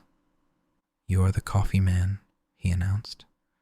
"You make good scones. Going to teach me?" "Already did. Next Tuesday. You were quite good at it, though you did steal half the chocolate chips." Tommy grinned. "Haven't done that yet. Now I've got to, don't I? Otherwise it's a paradox." This was the thing about Daniel that made him perfect for the house. He treated temporal irregularities as minor logistics problems rather than impossibilities. When Mrs. Holloway walked through his wall during dinner that first night, he simply passed her the salt cellar, which she couldn't hold but appreciated anyway. "The coffee shop's been experiencing temporal leaks," he explained. "Not full displacement, just moments bleeding through. Sometimes I serve customers who won't exist for another decade. Sometimes I get orders from last century, the tills full of currency from 7 different time periods. That must be confusing for regular customers. They don't notice. The leaks only affect those already touched by temporal anomalies. To everyone else, it's just a coffee shop with particularly good pastries." He smiled, though they can never quite remember what they ordered after they leave. It was 3 days later when things started shifting, or perhaps they'd been shifting all along, and only now became noticeable. Margot woke to find her reflection missing from the bathroom mirror. Not the mirror broken, not her invisible. The reflection simply wasn't there. She could see the bathroom behind her, could see her toothbrush floating as she held it, but no Margot. "That's new," she told the house. It creaked apologetically. She found Constance in the kitchen, staring at a newspaper from 1894 that was simultaneously blank and full of text. "The words keep changing," Constance said. "Every time I blink, it's a different story. Look, now it says Queen Victoria abdicated. Now she's been crowned Emperor of Mars. Now she's never existed at all." Felix rushed in, equipment beeping urgently. "We have a problem. A big one. Someone's been pulling threads from the timeline, and the whole fabric's starting to unravel." "The might-have-beens again." "No, this is different. More precise, surgical almost." He showed them his readings. Someone's been removing specific moments. Small ones, seemingly insignificant, a conversation here, a decision there, but they're all connected to the house. Edmund appeared in the doorway, looking troubled. 3 of my patients have forgotten they were ill.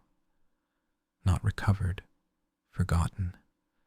Their medical records show they were never sick, but I remember treating them. And Tommy's edges are blurring, Mrs. Holloway announced, drifting through the wall. "I saw him in 3 places at once this morning, all slightly different ages." Tommy materialized, and indeed his edges were uncertain, flickering between 11 and 12 and back again, though never reaching the 18 that had been trying to manifest. "Something's calling me, or parts of me, the 3 timelines that made me. They're trying to separate." Daniel arrived with a tray of pastries that smelled of yesterday and tomorrow simultaneously. The coffee shop's having the same problem. Temporal leaks are becoming floods. This morning I served the same customer as a child, adult, and elderly woman, all at the same table. "Someone's editing history," Margot said, "but more carefully than before. They're not trying to erase us. They're trying to split us apart." From the parlor came the sound of piano music. Not Eliza's usual trapped phrase, but something chaotic. Notes from different songs colliding. They rushed in to find her flickering rapidly through different ages, her playing equally unstable. "Can't hold the timeline," she gasped. "Something's pulling at the threads that keep me in 1887, trying to spread me across all the years I should have lived." "It's me," a voice said from the doorway. Everyone turned. A boy stood there, Tommy's face, but different. Older in the eyes, more precise in his movements, wearing clothes that belonged to no particular era because he'd assembled them from multiple timelines. "Thomas," Tommy breathed, "but you're not supposed to exist yet. You're a might still be." "I was," Thomas corrected. "The blue door in the basement. I've been behind it, waiting, deciding whether to exist. The might-have-been's attack weakened the boundaries enough for me to step through, but my existence is causing ripples." "You're the distortion?" Felix asked, scanning him with his equipment. "Not intentionally. I'm a paradox, a might-have-been who chose to be. The timeline doesn't know how to accommodate me." He looked at Tommy. "I'm what you would have been if you'd grown up in just one timeline instead of 3. More stable, but less flexible. We're 2 solutions to the same temporal equation. And the timeline is trying to choose between you," Constance said, understanding. "It can't support both versions without—" The house shuddered, not violently but deeply, like tectonic plates shifting. Pictures fell from walls, rehung themselves, fell again. The piano played itself, Eliza's hands moving without her volition.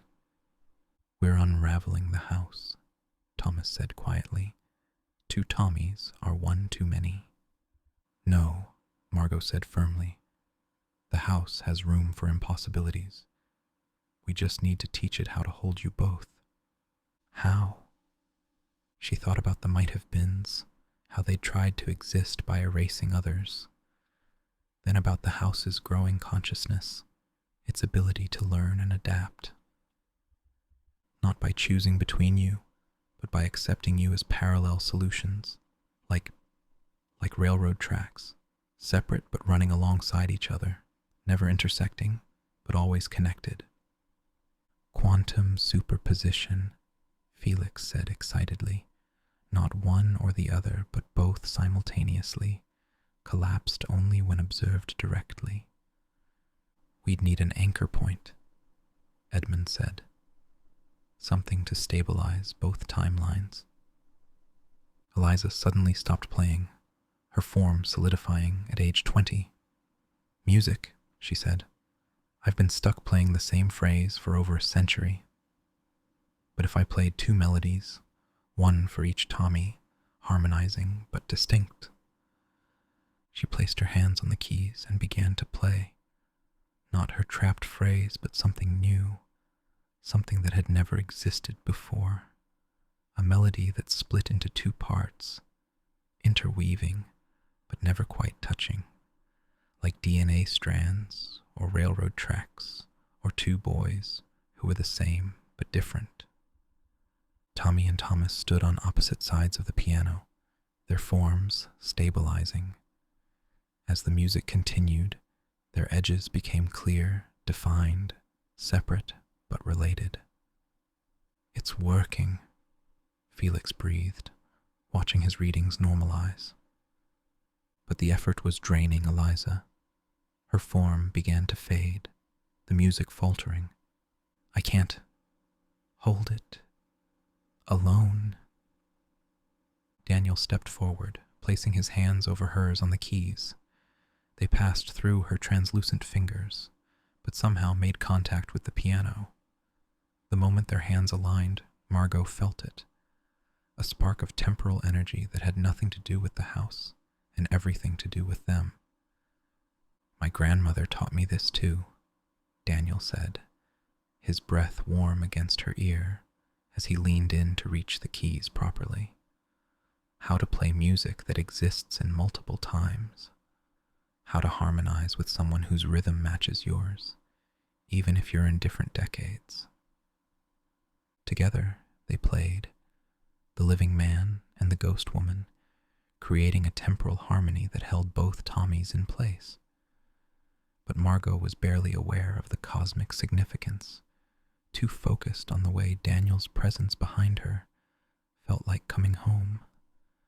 Like every scattered moment of her life was suddenly, perfectly synchronized. The house resonated with the music, its walls humming in harmony. "The house is learning," Mrs. Holloway said wonderingly, "learning to hold parallel possibilities."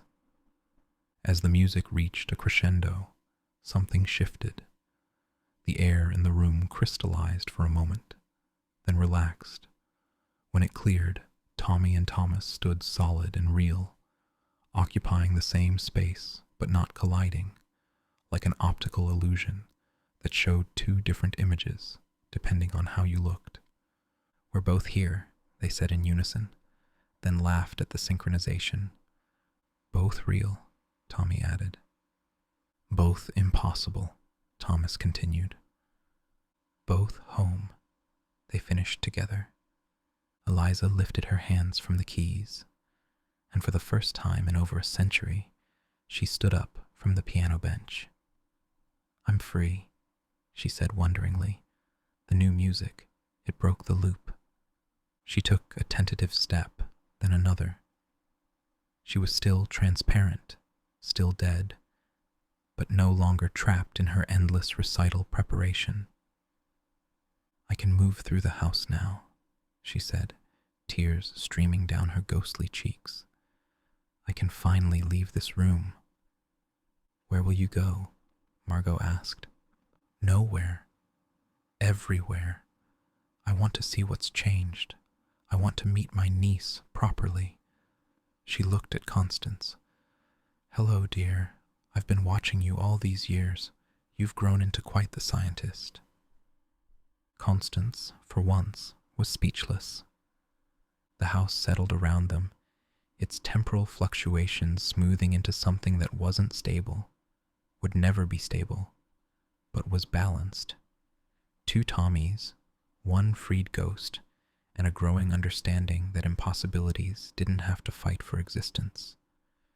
They could coexist, harmonize, create something richer than any single timeline could offer. "This is going to complicate things," Edmund said, but he was smiling. "Everything here is complicated," everyone replied in unison. That evening, they held a celebration dinner. Eliza joined them at the table for the first time, unable to eat, but delighting in conversation. Tommy and Thomas had developed a system. One would start sentences, the other would finish them, or they'd speak in harmony for emphasis. "It's like having a brother," Tommy said. "Who's also yourself," Thomas added, "but not yourself." "It's complicated." "Everything here is complicated," everyone said again, and the phrase was becoming not just a catchphrase, but a philosophy. Daniel's coffee shop had stabilized too, the temporal leaks controlled rather than chaotic. "I'm thinking of advertising it," he said. "Coffee from across time, yesterday's grounds, tomorrow's brew." "That would attract attention," Constance warned. "From people who already know about temporal anomalies. Might be good to have a gathering place, somewhere less intensive than the house." "A temporal cafe," Margot mused. "I like it." After dinner, she found herself in the conservatory with the blue door from the basement, which had somehow migrated upstairs. It stood between two potted plants, looking perfectly ordinary, except for the way it existed slightly outside normal space. For other might still be's, the house explained through the arrangement of leaves. A waiting room for possibilities that haven't decided yet. How many are there? Every choice creates them. Most fade immediately, but some linger, waiting to see if there's room for them to exist. The house rustled thoughtfully. Thomas taught me that not all possibilities have to fight for space.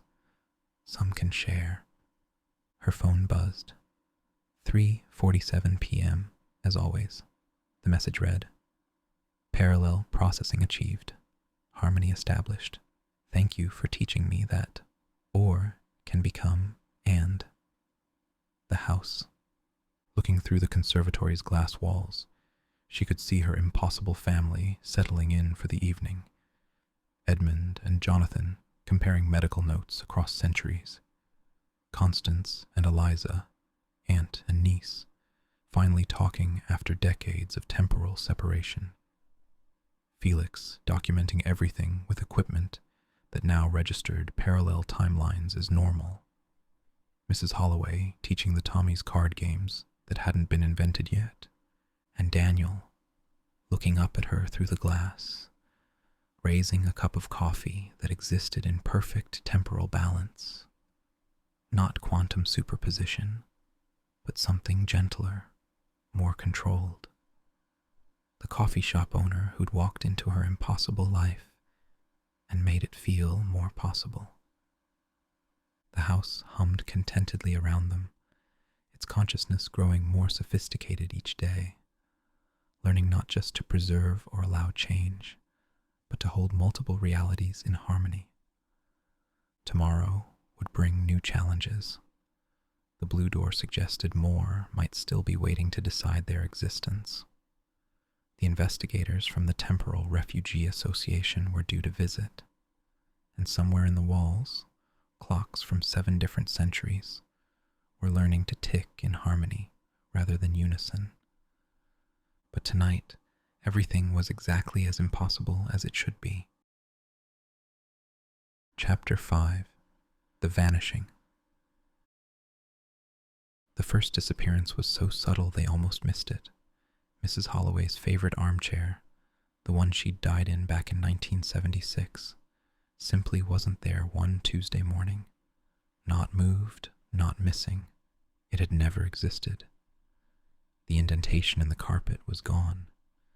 The antimacassar she'd crocheted for it in 1973 was draped over nothing. "That's concerning," Mrs. Holloway said mildly, hovering where the chair should have been. "I'm fairly certain I existed yesterday." "You did?" Felix confirmed, checking his recordings. "I have 17 hours of you complaining about the noise from my equipment. But according to these readings, the chair's temporal signature just stops 3 days ago." 3 days ago was Saturday, Margot said. "We were all here. We would have noticed." "Would we?" Constance asked. "Time keeps rewriting itself in this house. How many things have we forgotten noticing?" It was Daniel who found the second absence. His coffee machine, the one he'd brought from his shop, the one that made impossibly perfect espresso despite the temporal leaks, had been replaced by a Victorian tea service that everyone except Daniel remembered always being there. "I don't drink tea," he protested. "I've never drunk tea. I'm a coffee person, 3rd generation. My grandmother would be appalled." But even as he spoke, Margot found her own memories shifting. She remembered Daniel serving tea, had always known him as the tea shop owner, except she also remembered coffee, the smell of it, the way he'd drawn patterns in foam. "Someone's editing again," Thomas said. He and Tommy had taken to patrolling the house's temporal boundaries, walking through walls of time that others couldn't see. But this is different from what the might-have-beens were doing. They were removing moments. This is replacing them. Overwriting, Tommy added, like recording over an old cassette tape, the original still there underneath, but harder and harder to hear. Edmund pulled out his pocket watch, a Victorian Victorian piece that had started showing multiple times simultaneously since the recent troubles. We need to find the source before more things vanish, or worse, before we forget they vanished. The basement, Eliza said from across the room. She'd been exploring the house since her liberation, delighting in visiting rooms she'd only glimpsed through doorways for over a century. I can feel something down there, not the might-have-beens. They felt hungry. This feels sad, and the blue door has been humming since midnight. The blue door? Daniel asked. The might still be door? It's moved again, Tommy reported. Back to the basement. Like it's guarding something, or waiting for something. Sad? Jonathan asked. He'd been letting Eliza examine him, fascinated by her unique perspective on temporal loops. Desperately, achingly sad, like someone trying to hold water in their hands while it drips away. She drifted toward the basement door. It's been calling, but softly, like it doesn't want to disturb, but needs help. They'd avoided the basement since the incident with the might-have-beens. The blue door had migrated upstairs, leaving the basement feeling emptier somehow, despite its impossible depth. We should go together, Margot decided. All of us. If someone's trying to edit the house's history, we need everyone's perspective to notice what's changing. The journey to the basement was different this time.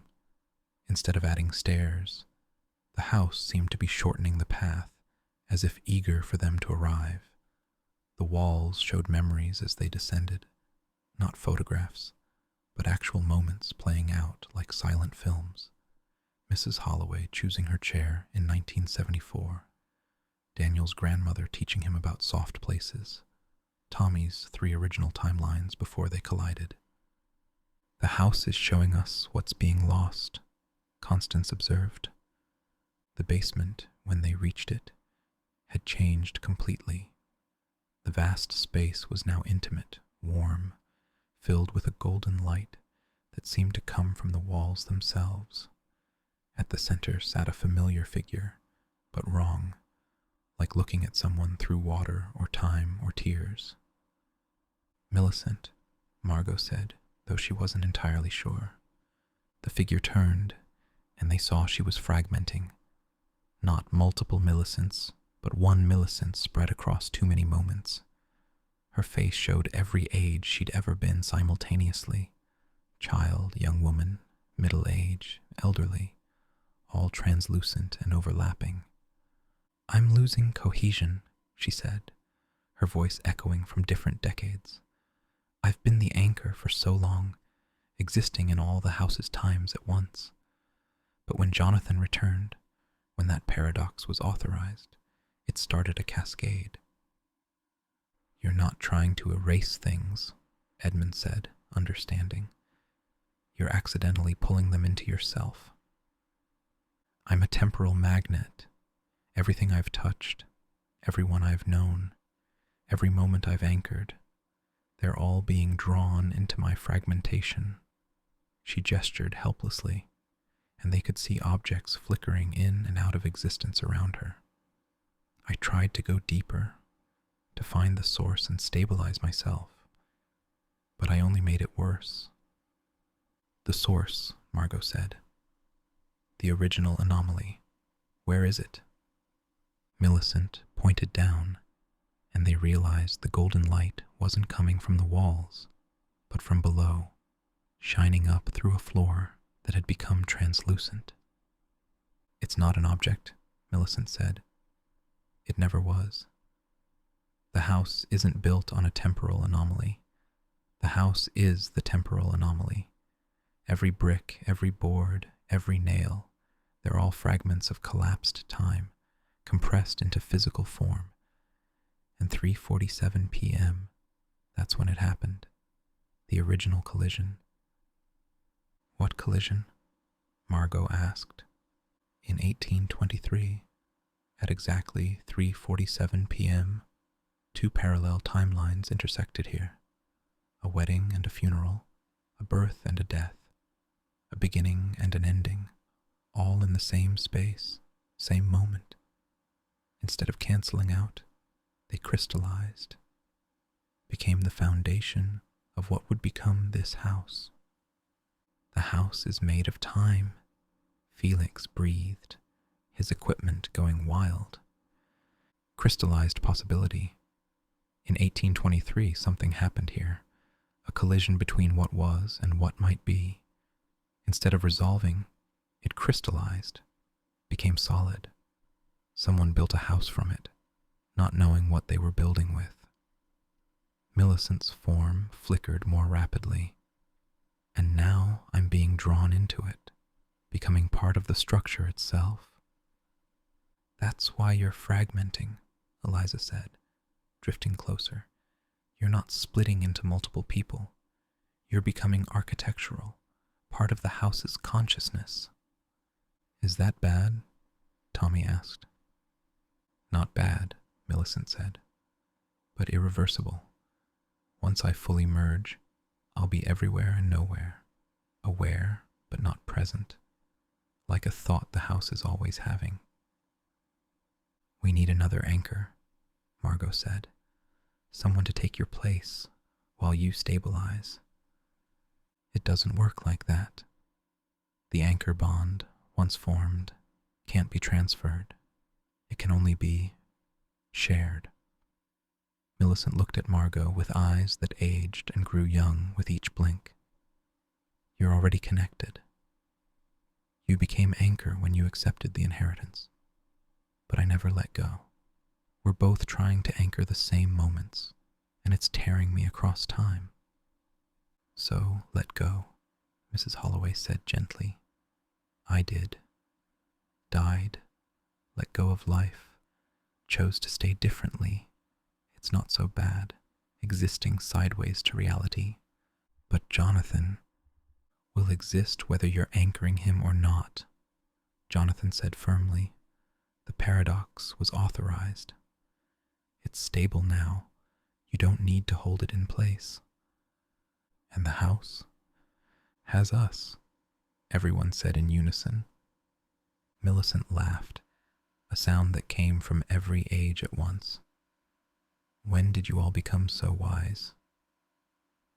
Tuesday, Tommy said seriously. Last Thursday, Thomas corrected. Sometime next month, Eliza added.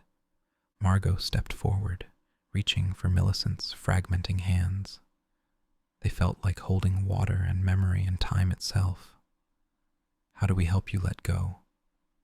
You need to take my memories. Not have them, but hold them. Let them flow through you into the house instead of getting stuck in me. Millicent's form solidified slightly. I've been trying to contain 40 years of temporal management. It's like trying to hold the ocean in a teacup. We'll each take some, Constance said, practically. Distribute the load. They formed a circle around Millicent, even Mrs. Holloway managing to manifest enough to join hands. Margot felt the connection form, not just between them, but through them, into the house itself, down to its crystallized temporal core. Daniel's hand in hers was warm, solid, an anchor in the temporal storm. I'm here, he whispered, just for her. Whatever happens, we're synchronized. Memories flooded through, not Millicent's personal memories, but her anchor memories. Every temporal decision, every authorized paradox, every moment of holding the house stable. They saw the first resident who existed in 2 times at once. The first ghost who chose to stay. The day the house became conscious. The moment it learned loneliness. The first time it match-made. Through it all, Daniel's presence remained steady beside her, their temporal signatures harmonizing in a way that made the burden lighter. When a particularly intense memory surge threatened to fragment her own consciousness, he squeezed her hand, and she felt time itself respond, wrapping around them both, protective, approving. "The house is trying to tell us something," Daniel murmured. "About us. About why it brought us together." Margot saw it then, in the flood of memories. The house had been preparing for her, for them, for years. Every temporal leak in Daniel's coffee shop had been the house calling to him. Every strange dream she'd had about inheriting something impossible had been the house calling to her. They weren't just randomly selected. They were chosen for each other. But more than that, they felt the house's nature. Not built on an anomaly, but built of anomaly. Every wall a compressed possibility, every room a crystallized moment, every door a choice that was and wasn't made. "The house isn't just conscious," Felix gasped. "It's made of consciousness, compressed awareness from the original temporal collision." "Whose awareness?" Daniel asked. "Everyone's, no one's. The echo of every person who might have existed in this space across all time." Millicent's voice was growing clearer, more singular. "That's why it collects temporal refugees. It recognizes kindred spirits, people who exist between possibilities." As the memories distributed among them, Millicent's form stabilized. Not young, not old, but herself, whatever age she felt herself to be, which turned out to be somewhere around 45, with gray streaking her hair and laugh lines around her eyes. "I'm still here," she said wonderingly, "still anchored but not alone." She looked at Margot. "We're co-anchors now. All of us, really. The house has learned to distribute its stability across multiple points instead of relying on one. Like the Tommies," Thomas said. "Parallel existence instead of singular." The golden light from below pulsed brighter, and suddenly they could see through the translucent floor to the house's heart.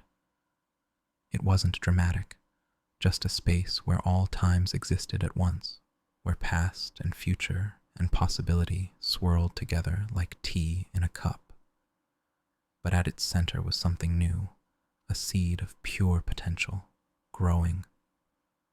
"What is that?" Margot asked. "The next phase," the house said through Millicent, through all of them, through its walls and floors and crystallized time. "I'm learning to reproduce, not physically, but temporally, creating seeds that can grow in other places where time has gone soft." "You're making more temporal houses?" "Encouraging them. They already exist potentially. I'm just nurturing the possibility into probability." "This is getting complicated," Edmund said. "Everything here is..." Everyone started, then laughed instead of finishing. They climbed back upstairs to find the house had restored itself. Mrs. Holloway's chair was back, but now there were two. One for her living self, one for her dead self, existing in parallel. Daniel's coffee machine had returned, sitting companionably next to the tea service, both real, both used, both impossible. The house learned from the Tommies, Margot realized. It doesn't have to choose between possibilities. It can hold multiple versions. That evening, they gathered for dinner in a dining room that now openly showed its temporal layers, Victorian gas lamps and modern LED bulbs, and something from 2087 that emitted light that hadn't been discovered yet. Millicent sat at the table, solid and present, occasionally flickering between ages, but no longer fragmenting. "I should apologize," she said, "for not warning you properly, for leaving such a mess of an inheritance." "You left us a family," Margot corrected, "a complicated, impossible, temporally displaced family.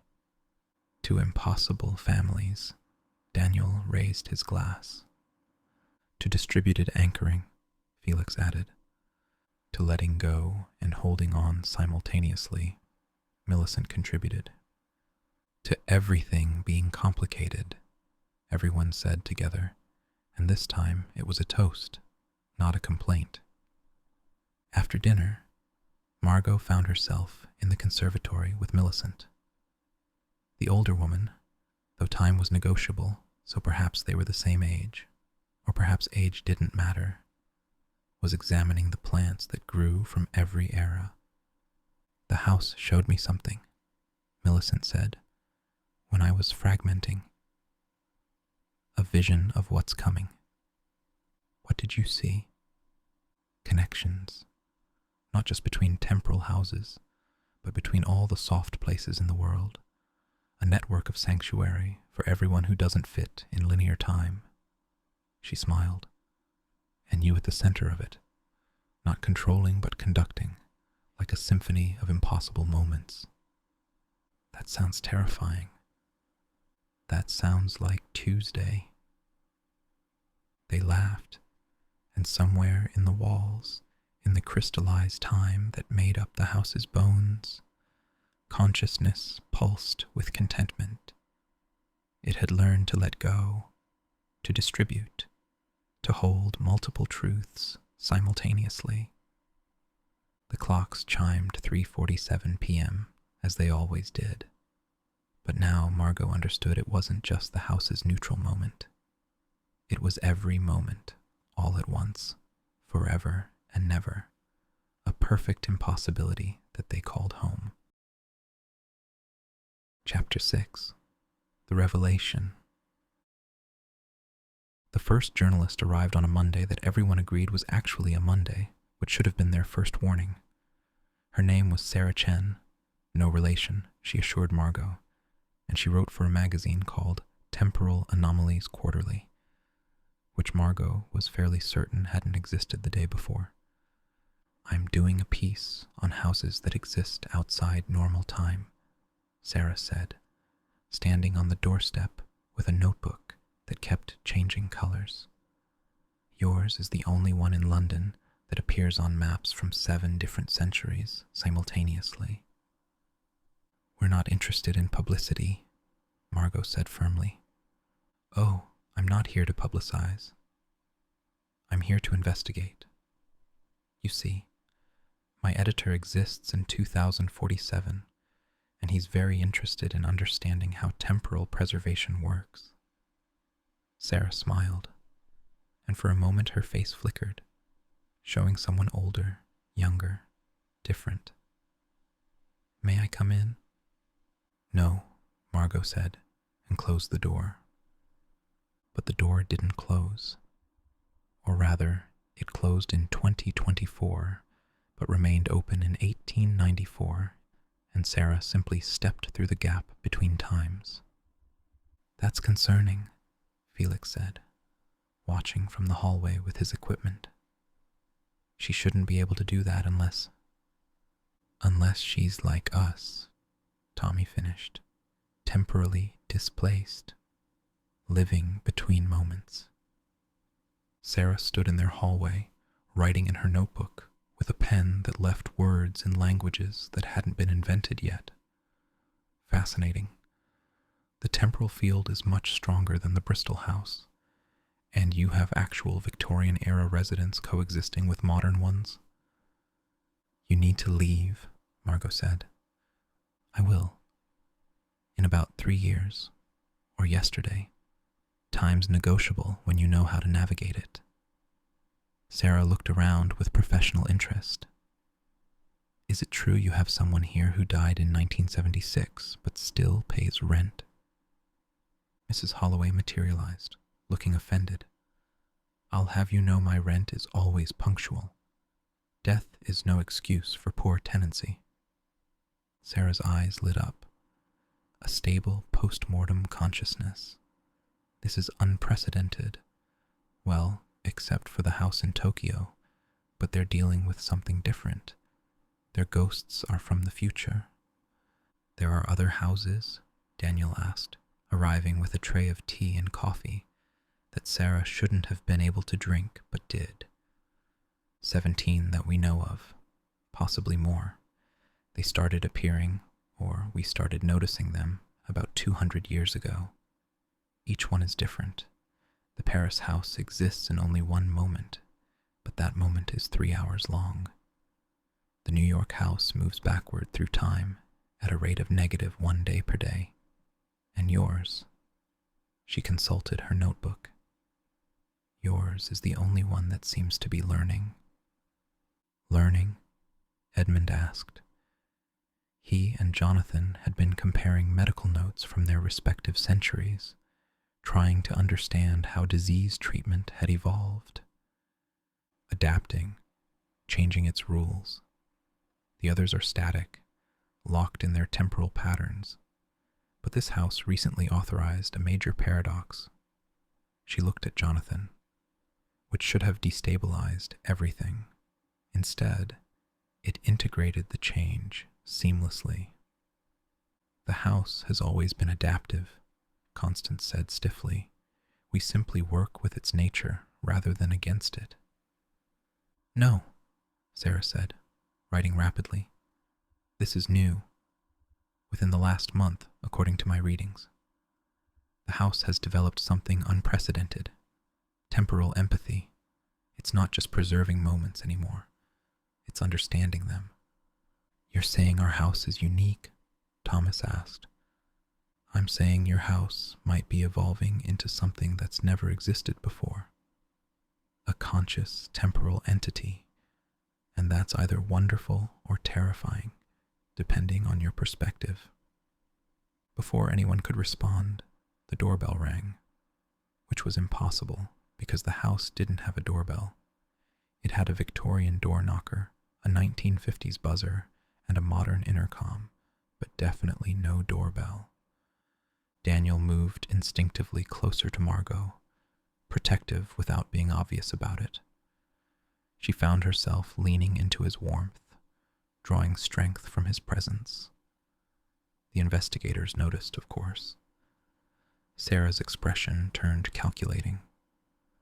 Interesting, Sarah murmured. A romantic bond between the anchor and a temporally sensitive individual that could actually stabilize the anomaly further. We're not, Margot started. The house chose both of you, Sarah continued, consulting her notes.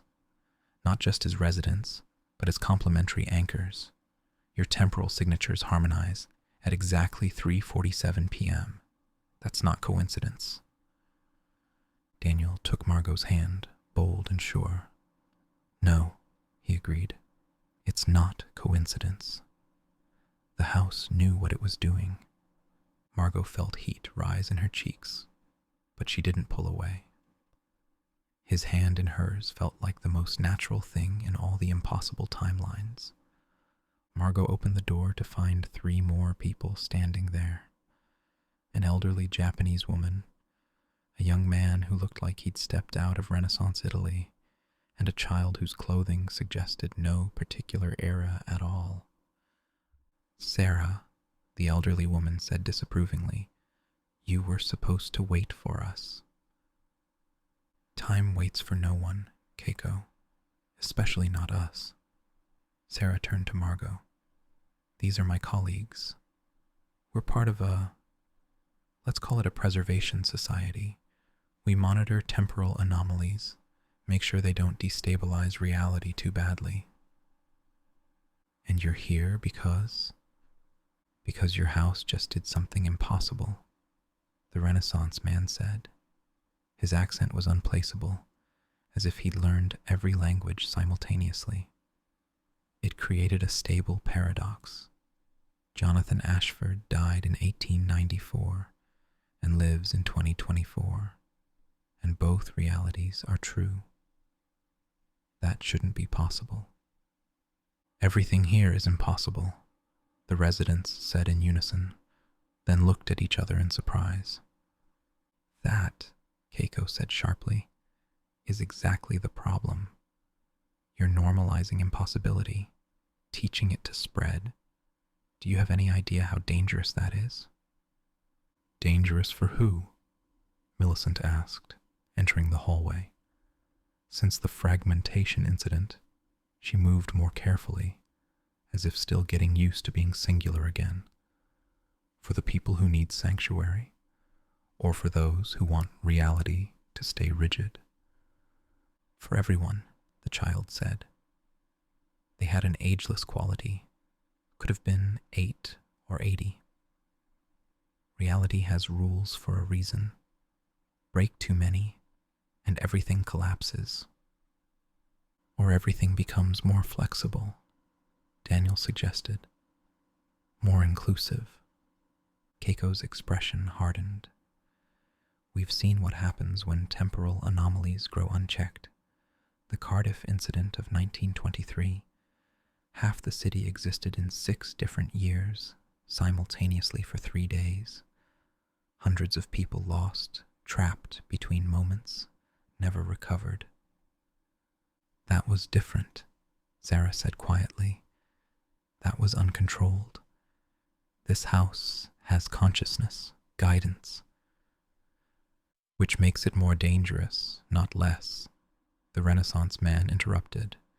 A thinking anomaly can choose to expand, to influence, to reproduce. As if in response, the house suddenly contained a room that had never existed before. A conservatory, visible through a door that had just appeared, filled with plants from every era. Prehistoric ferns grew next to future flowers that glowed with bioluminescence. It's showing off, Millicent said fondly. It's proving our point, Keiko said. The house is growing beyond its original boundaries. How long before it consumes the entire block, the city? How long before all of London exists in temporal flux? That's not what's happening, Margot said, though she felt uncertain. The house isn't expanding physically. No, but its influence is, the child said. They pulled out a device that looked like a compass made of light.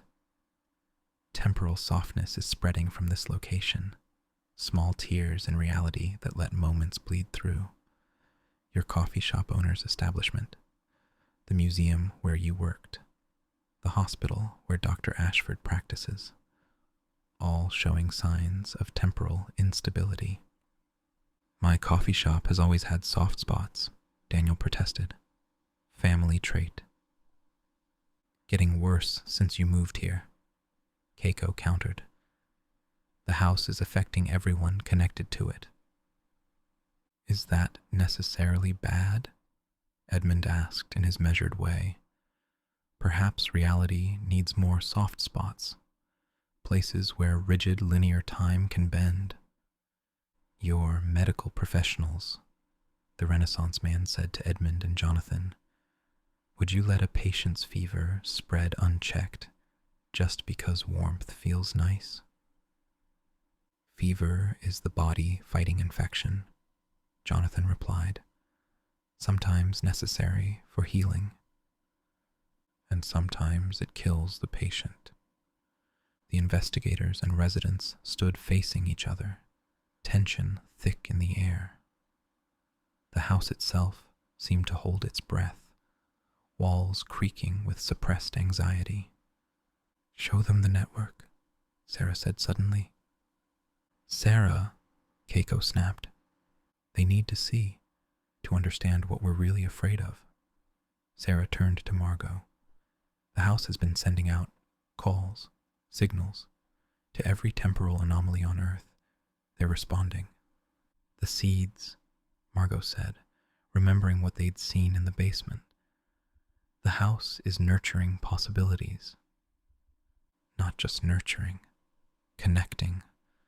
Sarah pulled out her own device, projecting a map made of light into the air. Points glowed across the globe, 17 bright ones, dozens of dimmer ones, hundreds of tiny sparks.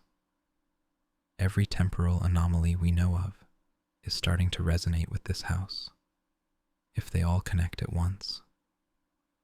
Global temporal collapse, Keiko finished. Or global temporal evolution, Eliza interrupted, drifting through the wall. Since her liberation, she'd taken to appearing at dramatically appropriate moments. The houses aren't trying to break reality. They're trying to create a support network. Like a root system beneath the surface of normal time. You can't know that, the Renaissance man said. I've been stuck in temporal loop for over a century. I've had nothing to do but listen to the house think. Eliza solidified slightly, her ghostly form gaining definition. It's lonely. They're all lonely. Imagine being the only one of your kind, holding impossible people in impossible situations, never able to share the burden. So they want to connect, the child said slowly. To share the load. Like we did with Millicent's anchoring, Margot said. Distributed support instead of singular points of failure. Exactly, the house said. Everyone jumped. The house had never spoken so directly to outsiders before. The conservatory door opened wider, inviting them in. Inside, the plants had arranged themselves to form words. Come, understand, decide. They filed in, even the resistant investigators looking uncertain now. The conservatory was impossible in the best way, too large to fit in the house's footprint, containing weather from multiple seasons simultaneously. Snow fell on tropical plants that thrived in it. Summer sunshine illuminated winter roses. At the center was a chair that hadn't been there moments ago. It was made of wood that looked both ancient and newly grown, carved with patterns that told the house's history. Empty, but somehow occupied. Sit, the plants rustled. All of you. Chairs appeared for everyone, each perfectly suited to its occupant. Mrs. Holloway's accommodated her non-corporeal state. Tommy and Thomas got chairs that existed in parallel, occupying the same space, but not colliding. Margot found herself in what was clearly the anchor's chair, connected to every other seat by roots that ran beneath the floor, visible through the suddenly transparent conservatory tiles. I have been listening, the house said through wind and leaves and the creak of growing wood. To all of you, learning. You taught me that preservation without connection is meaningless, that time is not a river or a line, but a web, with each strand supporting the others. You're sentient, Sarah breathed, fully conscious. I have always been conscious, but consciousness without understanding is mere existence. You, the plants gestured somehow at the residents, taught me to understand, to value the connections between moments, rather than just the moments themselves. And now, Keiko asked, her resistance wavering. Now I want to prevent what happened in Cardiff, what nearly happened here, singular anomalies failing under pressure, unable to hold their displaced people safely. The conservatory filled with the scent of flowers from every season, but I cannot do it alone. You want our help, the Renaissance man said flatly. I want your oversight, your knowledge, your experience with anomalies that failed. The house's voice grew gentle. I know Cardiff weighs on you, Lorenzo. You lost someone in those between moments. Lorenzo, the Renaissance man, stiffened. My brother. He was visiting Cardiff, got caught when the anomaly collapsed. He exists now in fragments across 6 different years. Sometimes I can hear him calling, but I can never reach him. If the network forms properly, we might be able to gather those fragments, the house suggested. Give him coherence again. But only if we work together. Only if you help me learn from Cardiff's mistakes. This is manipulation, Keiko said, but her voice lacked conviction. This is negotiation, Constance corrected. The house is offering partnership, not demanding submission. What exactly would this partnership entail? The child asked. They seemed older now, or perhaps it was just the way the conservatory's light fell on them.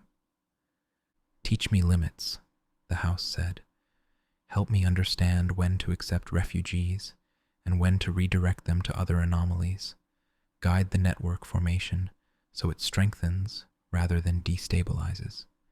In exchange, I offer sanctuary to those who need it, gathering places for the temporarily displaced, and perhaps recovery for those lost between moments.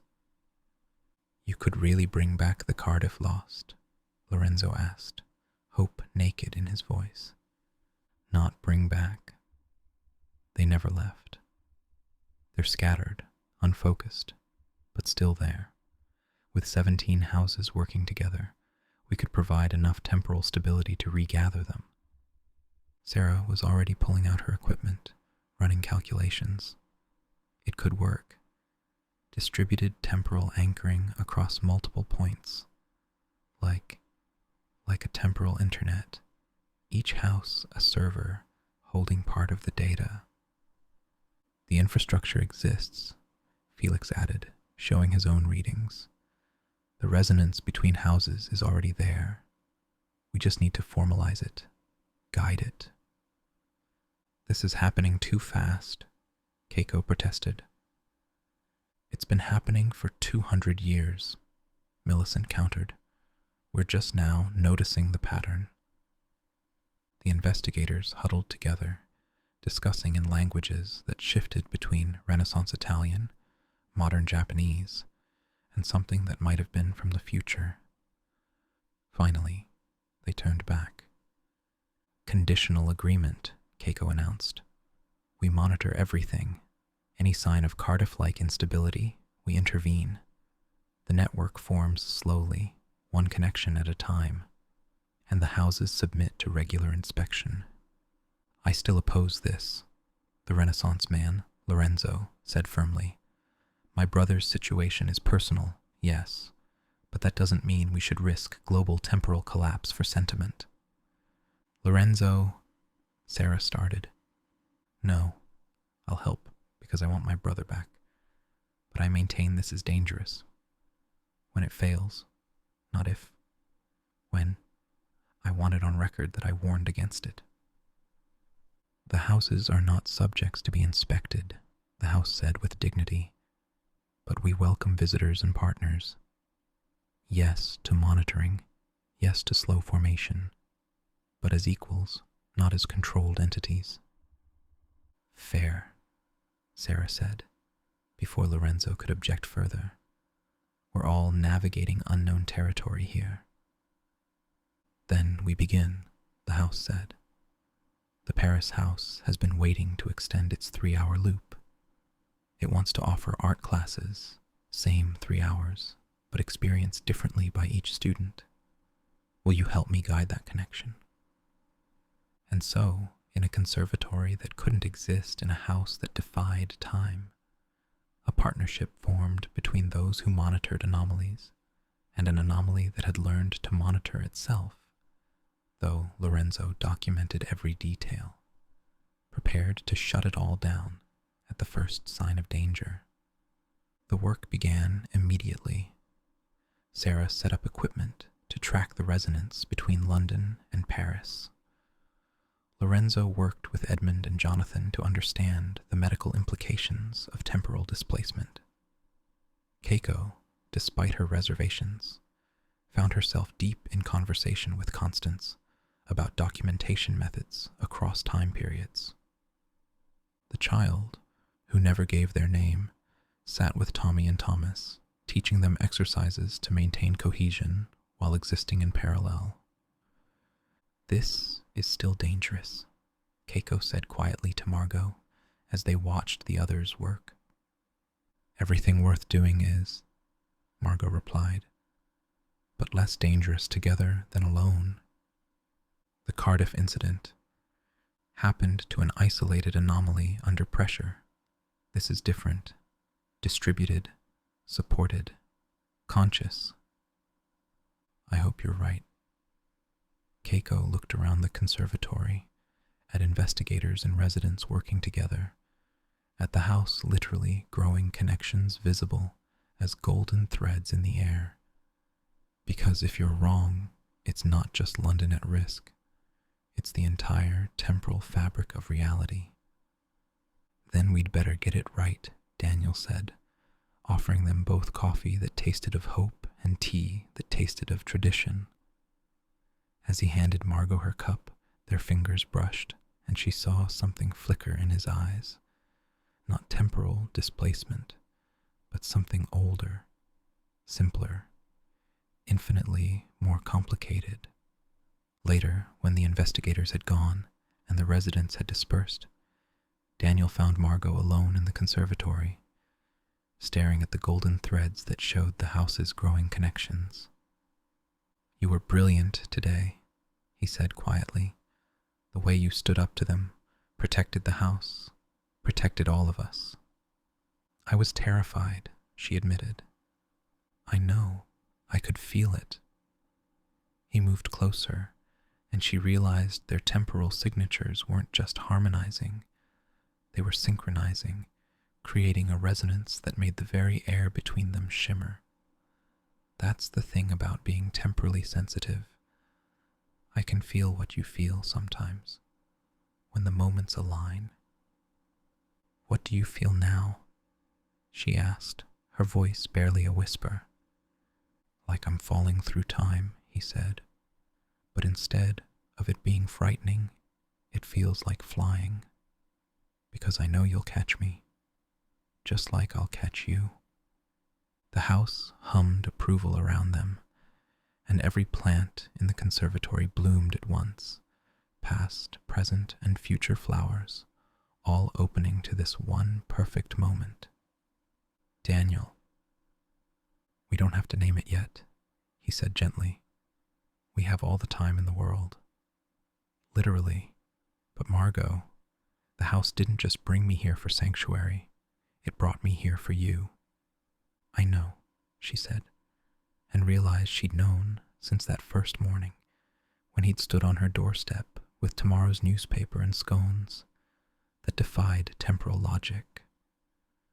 They stood there, hands not quite touching, hearts beating at 3:47 p.m., regardless of what the clock said, and let the moment stretch into its own small eternity. Chapter 7. The Refugees. The first refugee arrived at 3:47 a.m.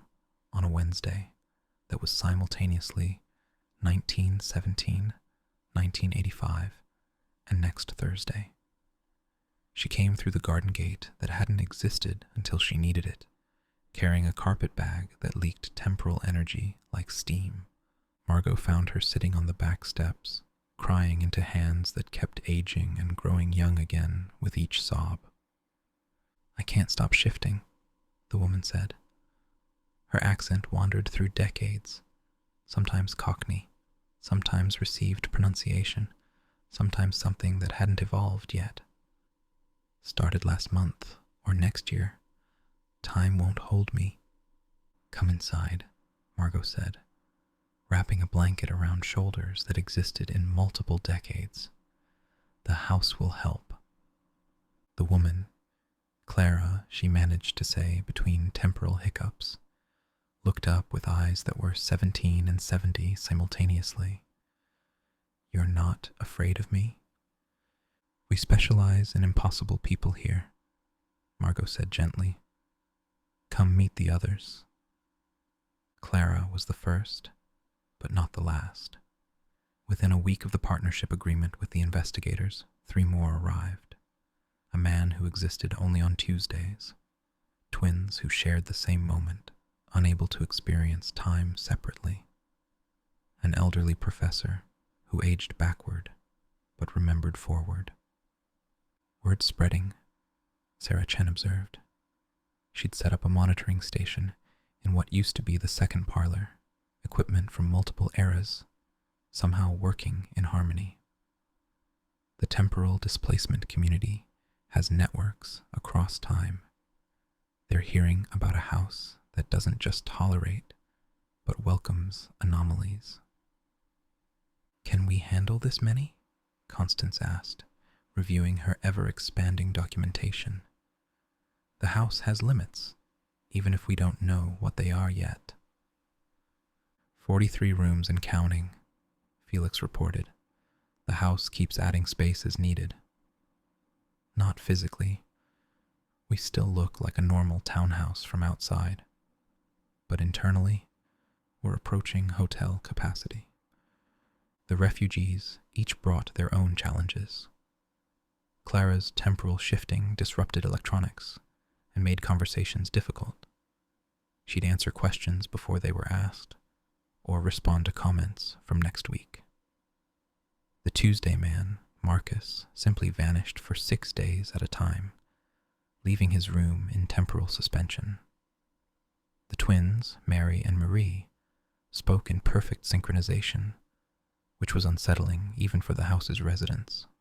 Professor Blackwood, who aged backward, was perhaps the most disorienting.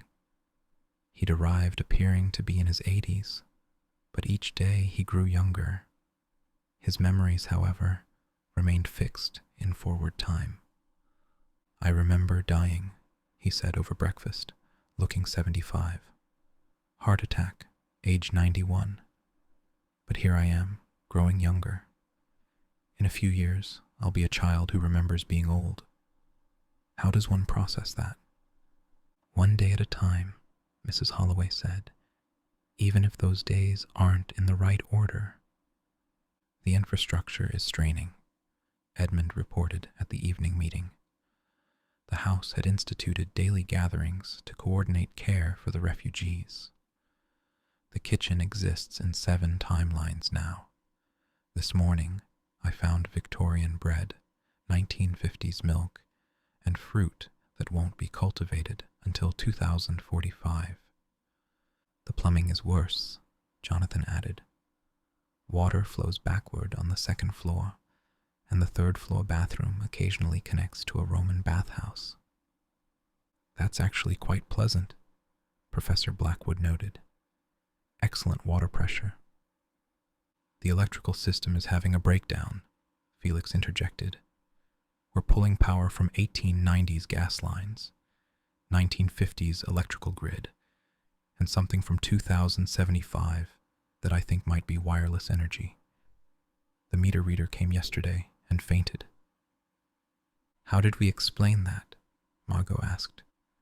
Mrs. Holloway convinced him he'd had a bit too much to drink at lunch, Daniel said. But we can't keep hiding the infrastructure anomalies. The water company's already suspicious about our bills. Apparently we're using water that hasn't been processed yet. And the food situation, Constance added, consulting her ever-expanding ledger. We're feeding 12 refugees plus ourselves. The grocery bills are incomprehensible.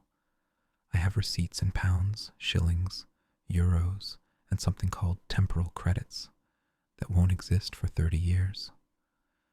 The neighbors are starting to notice too, Lorenzo reported. Mrs. Peterson next door says her grandfather clock runs backward whenever our lights are on. Mr. Davies claims he saw Victorian carriages in our driveway last night. They weren't wrong, Tommy admitted.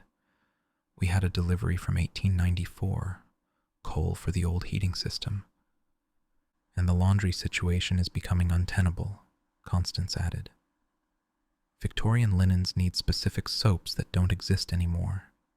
Modern synthetic fabrics dissolve in 1890s lye. We've had to establish contracts with dry cleaners in 6 different decades. Don't get me started on medical prescriptions, Edmund said. I need laudanum for my Victorian patients, antibiotics that won't be discovered for 30 years, and something from 2087 for Professor Blackwood's reverse aging syndrome. The pharmacy thinks we're either drug dealers or time travelers. We are time travelers, Tommy pointed out.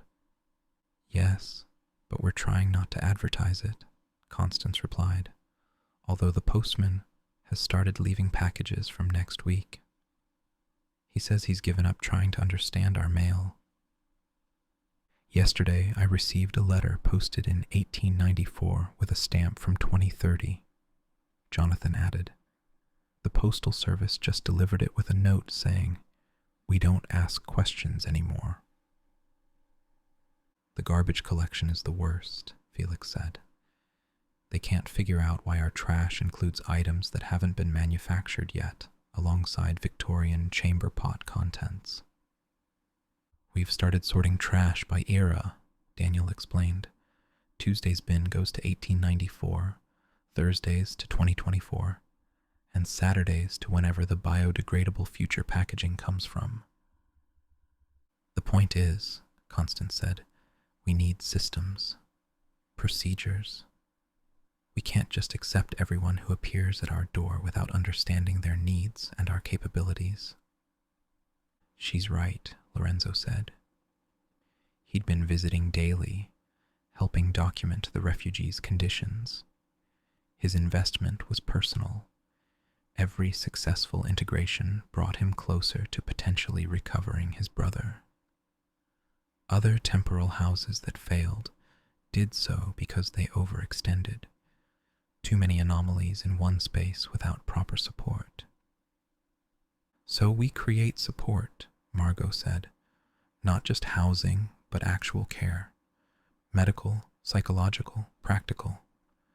Temporal social services, Daniel suggested. I like it. But who funds it? Keiko asked. She'd softened toward the house but remained practical. Who provides supplies across multiple timelines? Who ensures legal existence for people who technically don't exist? I might have a solution, a new voice said from the doorway. Everyone turned. A woman stood there, middle-aged, wearing a suit that suggested government, but no particular era. She held a briefcase that hummed with barely contained temporal energy. Dr. Elizabeth Harper, she introduced herself. I represent an organization that doesn't officially exist, funded by governments that can't acknowledge us, to handle problems that supposedly aren't real. The Department of Temporal Affairs, Sarah said with recognition. I thought you were a myth. We prefer deliberately obscure. May I come in? Margot glanced at the others, then nodded. Dr. Harper entered, her footsteps echoing in multiple timelines. We've been monitoring your situation, she said, setting down her briefcase. 17 temporal anomaly houses worldwide, now beginning to network. Hundreds of temporally displaced individuals seeking sanctuary. It's becoming too large to ignore. You want to shut us down, Constance said flatly. On the contrary, we want to legitimize you. Quietly, of course. The public isn't ready for temporal refugees on the evening news, but we can provide funding, supplies, even documentation for your residents. In exchange for? Margot asked. Cooperation, registration of refugees, regular reports, and occasionally assistance with temporal incidents that require specialized understanding. You want to use us, Tommy said. We want to partner with you, Dr. Harper corrected. The Cardiff incident taught us that ignoring temporal anomalies doesn't make them go away. Better to work with conscious, organized anomalies than deal with chaotic collapses. Show them the contracts, the house whispered through the walls. Dr. Harper smiled slightly and opened her briefcase. Inside were documents that shifted between languages and legal systems, adapting to whoever looked at them. Funding for basic needs across all occupied timelines. Legal status for refugees in their primary temporal location, medical support from specialists who understand temporal displacement. In exchange, you accept oversight, not control oversight, and assist with temporal emergencies when needed. This is too convenient, Keiko said suspiciously. You just happen to appear right when we need resources. The house called me, Dr. Harper said simply. 3 days ago, or 3 years. Time is negotiable. I received a message through channels that shouldn't exist, written in languages that haven't been invented, asking for help. How could I refuse? The house is matchmaking again, Mrs. Holloway said with delight. But with bureaucrats this time. The house is learning to navigate human systems, Margot corrected. It understands we need official support to help more refugees. The negotiation took hours, or days, or minutes. Time flowed strangely when documents existed in multiple eras simultaneously. But eventually, terms were reached. The house would become the first officially recognized temporal refugee center, secretly funded, quietly monitored, but autonomous in its operations. There's one condition, Dr. Harper said as she prepared to leave. We need a success story, proof that temporal refugees can be integrated, supported, rehabilitated, someone who came here broken and became whole. Clara, Eliza suggested. She'd been working with the shifting woman, using her own experience with temporal loops to provide guidance. She's already stabilizing. Yesterday, she held a single timeline for almost an hour. Indeed, Clara had improved. With the house's support and the residents' guidance, her shifting was becoming controlled rather than chaotic. She could now choose which decade to exist in, though switching still exhausted her. I was a librarian, Clara told Dr. Harper, in 1952 or 2001 or both. The memories blur, but I catalogued books across time, past publications, future editions, books that were never written, but should have been. My library existed in temporal flux, and eventually, so did I. And now I'm learning to be a temporal librarian, helping the professor organize his backward memories, teaching the twins to experience moments separately, cataloging not books, but experiences across time. Dr. Harper nodded slowly. That's exactly what we need. Refugees becoming resources, displaced individuals finding new purpose. After she left, through a door that connected to a government building that might have been in London or Washington, or nowhere at all, the residents gathered in the conservatory. The refugee population had grown to 12, not counting the original residents. Each had found a role, a purpose, a place in the house's expanding ecosystem. Marcus, the Tuesday man, had become the house's temporal scheduler, tracking who existed when and ensuring resources were available across all occupied time frames. The twins were learning to split their shared moment, allowing them brief independence. Professor Blackwood was writing his memoirs backward, creating a guide for others who experienced reverse aging. We're not just housing them, Edmund observed. We're creating a community. A temporal community, Jonathan added. Something that's never existed before. It's existed, the house corrected gently. Just never consciously, never deliberately, never with support. That evening, as Margot did her rounds, checking on Clara's stabilization, ensuring the professor had appropriate clothes for his younger body, helping the twins practice separation, she realized something. The house wasn't just collecting refugees. It was creating a new kind of family, one bound not by blood or even time, but by the shared experience of not fitting into linear reality. Daniel found her in the kitchen, which currently existed in 4 timelines simultaneously. He was making coffee that somehow tasted right in all of them. "Overwhelming?" he asked. "Overwhelming," she agreed, "but right. This is what the house was always meant to be, not just a sanctuary, but a community, a place where impossible people can be impossibly themselves." "Speaking of impossible," Daniel said, then paused, setting down his coffee cup. "Margot, I need to tell you something." She looked at him, noting the serious tone. "What's wrong?" "Nothing's wrong. Everything's right. Too right." He took her hands, and she felt the familiar spark of temporal energy between them, his family's gift meeting her anchor abilities, the resonance they'd been dancing around for weeks. "Since that first morning on your doorstep, I've felt it.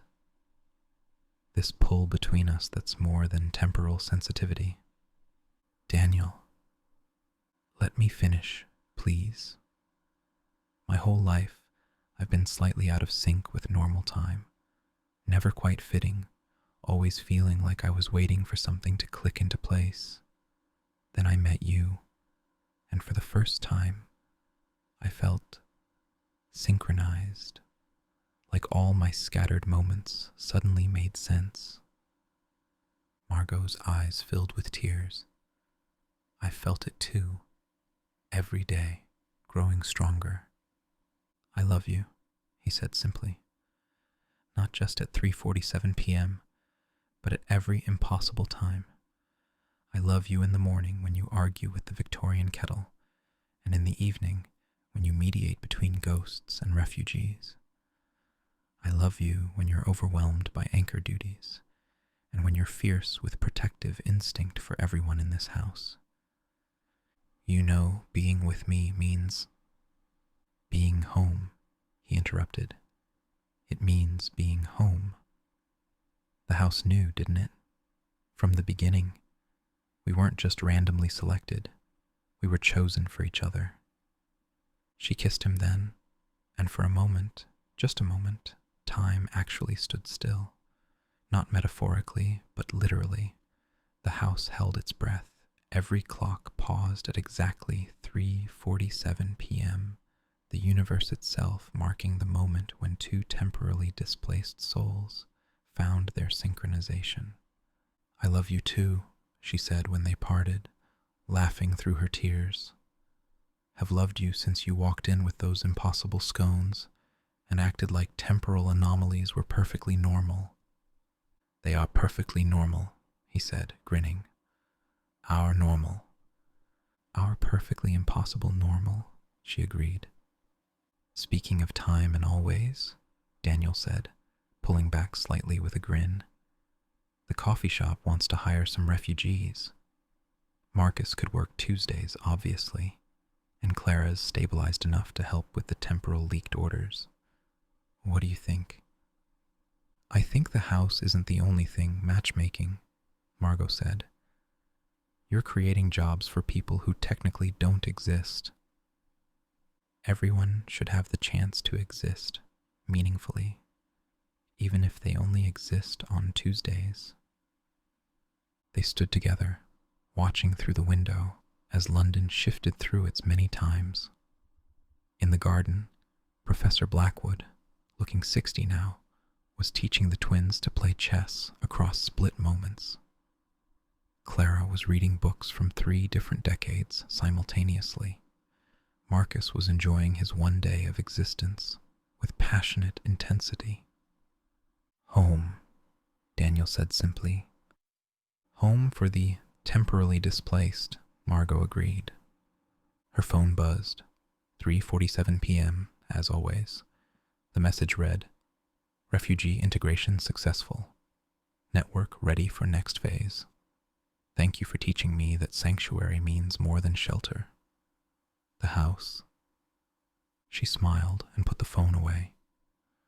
Tomorrow would bring new challenges, new refugees, new impossibilities to navigate. But tonight, everyone had a place, a purpose, and a community that understood that existing outside normal time didn't mean existing outside of care, connection, and belonging. The clocks throughout the house chimed in their eternal disagreement, but somehow it sounded like harmony.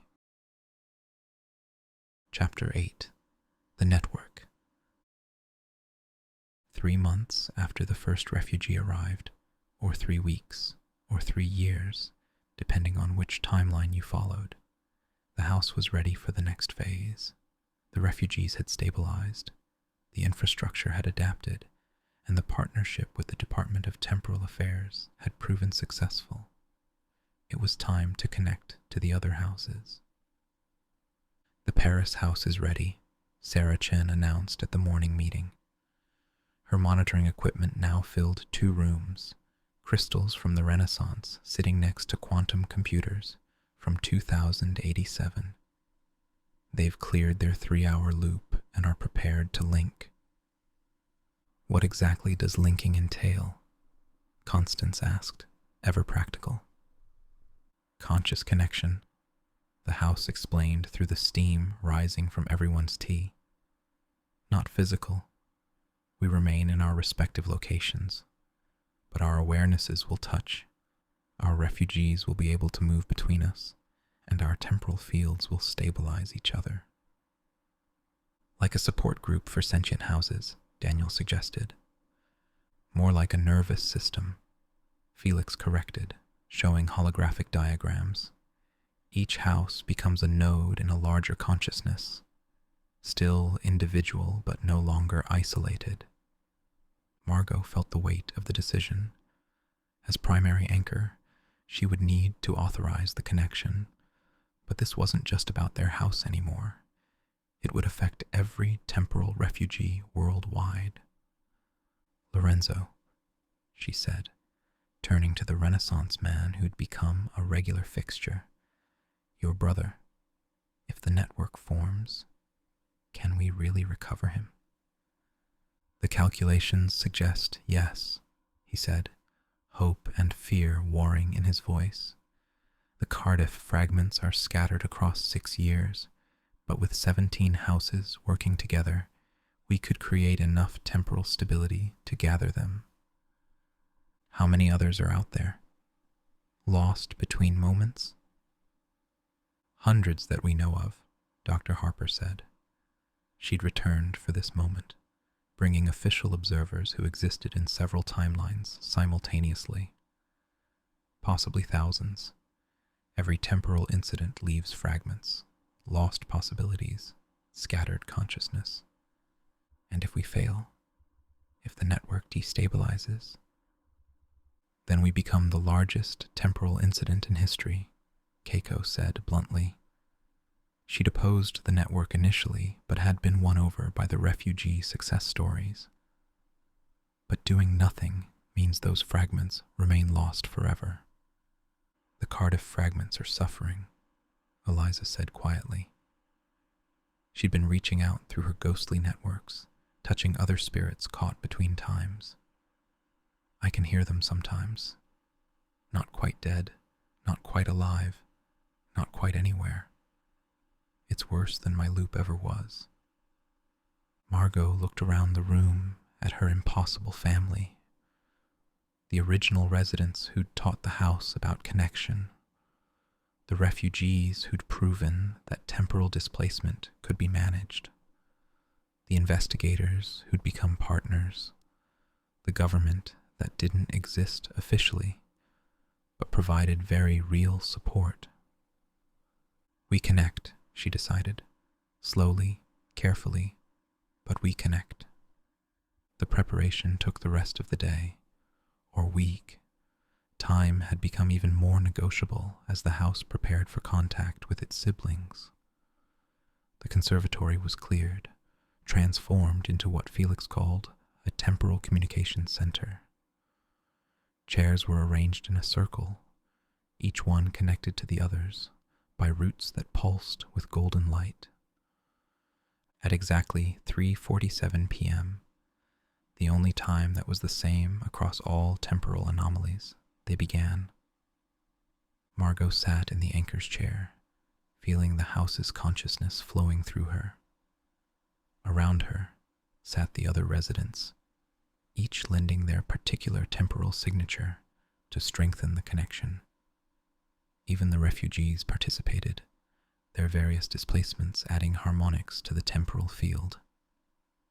Eliza sat at a piano that had materialized for the occasion, ready to provide what she called temporal harmony lessons. Paris first, Sarah instructed, monitoring her equipment. They're the closest, physically and temporally. Margot reached out through the house's awareness, feeling for the Parisian anomaly. It was like touching another mind, familiar, yet foreign, speaking the same language, with a different accent. The Paris house was younger, more focused, obsessed with perfecting a single moment of beauty. "Hello," the London house said through Margot. "Bonjour," Paris replied, its voice like champagne and sorrow. "We have been waiting. Our 3 hours grow long without company. Let me teach you how to expand," the London house offered gently. "Not to lose your perfect moment, but to layer it with others, like music with harmonies." Eliza began to play, not her trapped phrase, but a new composition that somehow contained it, transformed it, made it part of something larger. The Paris house listened through the connection, learning. "I understand," Paris said wonderingly. "I can keep my 3 hours, but also have others, like movements in a symphony." "Exactly," the London house confirmed.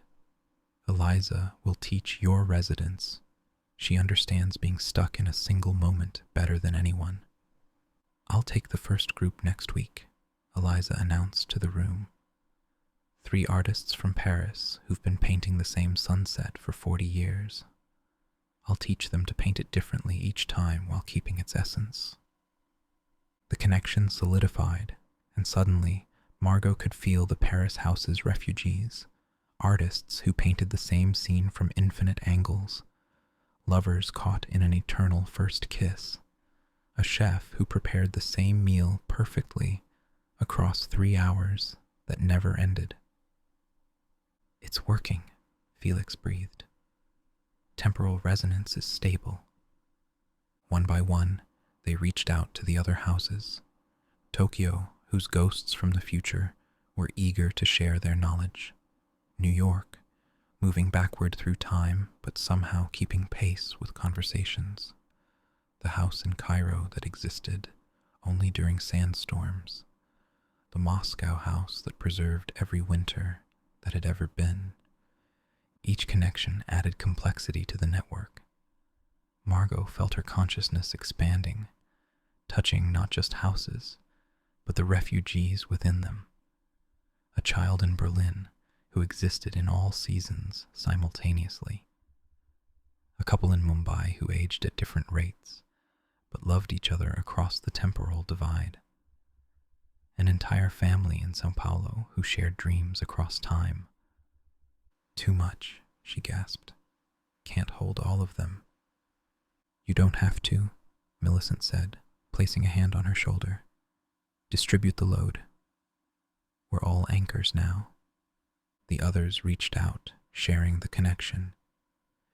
Edmund and Jonathan took the medical aspects, cataloging temporal ailments and treatments. Constance documented the various displacement patterns. The Tommies walked between the connections, ensuring no one got lost. Mrs. Holloway, dead but present, provided a stable point that existed outside time entirely. And then something unexpected happened. The network began to sing. Not literally, though there was sound, harmonics that Felix's equipment could barely register. Each house contributed its own note, its own temporal frequency, creating a chord that resonated through reality itself. "The Cardiff fragments," Lorenzo said urgently. "I can feel them. They're responding to the resonance." Through the network, they reached for the scattered pieces of those lost in the Cardiff incident. It was like gathering drops of water from fog, delicate, requiring infinite patience. But with 17 houses working in concert, they had enough temporal stability to begin reassembling the lost. Lorenzo's brother came first, pulled together from 6 different years into a single, coherent existence. He materialized in the conservatory, gasping, solid, real. "Lorenzo," he said, voice cracking. "How long was I gone?" 15 years, Lorenzo said, embracing him. "Or no time at all, depending on how you count." But Marco's recovery wasn't simple. He existed, but parts of him remembered different things. His left hand thought it was 1923, while his right knew it was 2024. His memories came in fragments: childhood in Renaissance Italy, adolescence in Victorian London, adulthood scattered across the 20th century. "I can taste 6 different breakfasts," Marco said at dinner, tears streaming down his face. "I'm having Christmas and Easter and a random Tuesday all at once. Lorenzo, I don't know when I am." "You're here," Lorenzo said firmly. "You're now. The rest is just noise." It took weeks of careful work. Edmund and Jonathan developed a temporal rehabilitation program, helping Marco's scattered consciousness reintegrate. Eliza played music from each of his eras, helping him sort his memories chronologically. The Tommies taught him their trick of existing in parallel, rather than trying to force unity. "Some days, I feel like myself," Marco told Margot during one of his clearer moments. "Other days, I'm 6 people who happen to share a body." Is this what recovery looks like? "Recovery isn't about becoming who you were," Margot said gently. "It's about becoming who you are now, with everything you've experienced." Slowly, Marco stabilized, not into who he'd been before Cardiff, but into someone new, someone who could taste 6 breakfasts and remember them all fondly, who could exist across multiple moments while still being present. He became the house's temporal translator, helping newly fragmented arrivals understand their scattered existence. "You saved him," Lorenzo said to Margot one evening, watching his brother help another Cardiff survivor. "I'm grateful, but I still think this network is dangerous, even after seeing it work. Especially after seeing it work. Success breeds confidence, confidence breeds carelessness, carelessness breeds Cardiff." He turned to face her.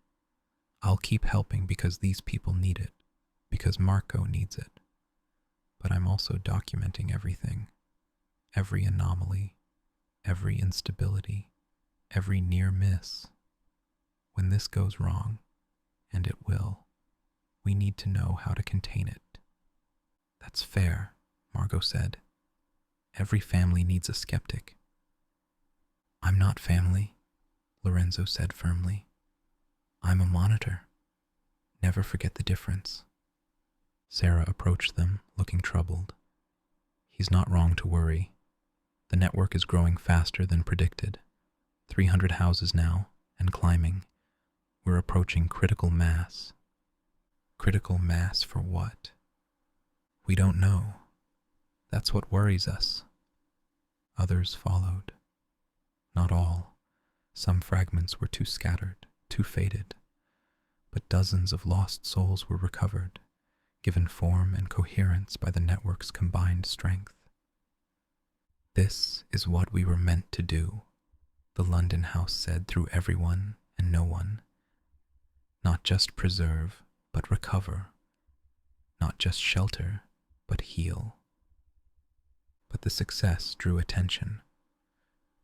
"We have a problem," Dr. Harper announced, checking her temporally encrypted phone. "The network's resonance is visible to monitoring equipment worldwide. Governments are asking questions. The public is noticing temporal anomalies." "Good," Daniel said. "Maybe it's time they knew." "You don't understand," Dr. Harper said. "Public knowledge of temporal displacement could cause panic. Economic collapse as people realize time isn't fixed. Religious crises as concepts of mortality blur." Or, Professor Blackwood suggested, looking about 40 now and getting younger, it could lead to acceptance, understanding, support for those of us who don't fit linear time. "We're not ready for that debate," Keiko said. "We don't have a choice," Sarah pointed out. "The network is too large to hide, and it's still growing." Indeed, even as they spoke, new connections were forming. Not just houses now, but ships, planes, trains, any vehicle that had slipped through time, the Orient Express that arrived at its destination before leaving. Flight 19, that vanished in the Bermuda Triangle, and existed now in temporal suspension, a submarine that had gone too deep and emerged in humanity's collective unconscious. "The Orient Express wants to offer temporal tours," Sarah reported. "A journey that takes you through the entire 20th century in a single night. They need our help stabilizing the route." "Flight 19 has been sending distress signals," Felix added. "Not for rescue. They've accepted their displacement. But they have 5 pilots who need to understand why they're simultaneously in 1945 and 2024. "And the submarine?" Lorenzo paused.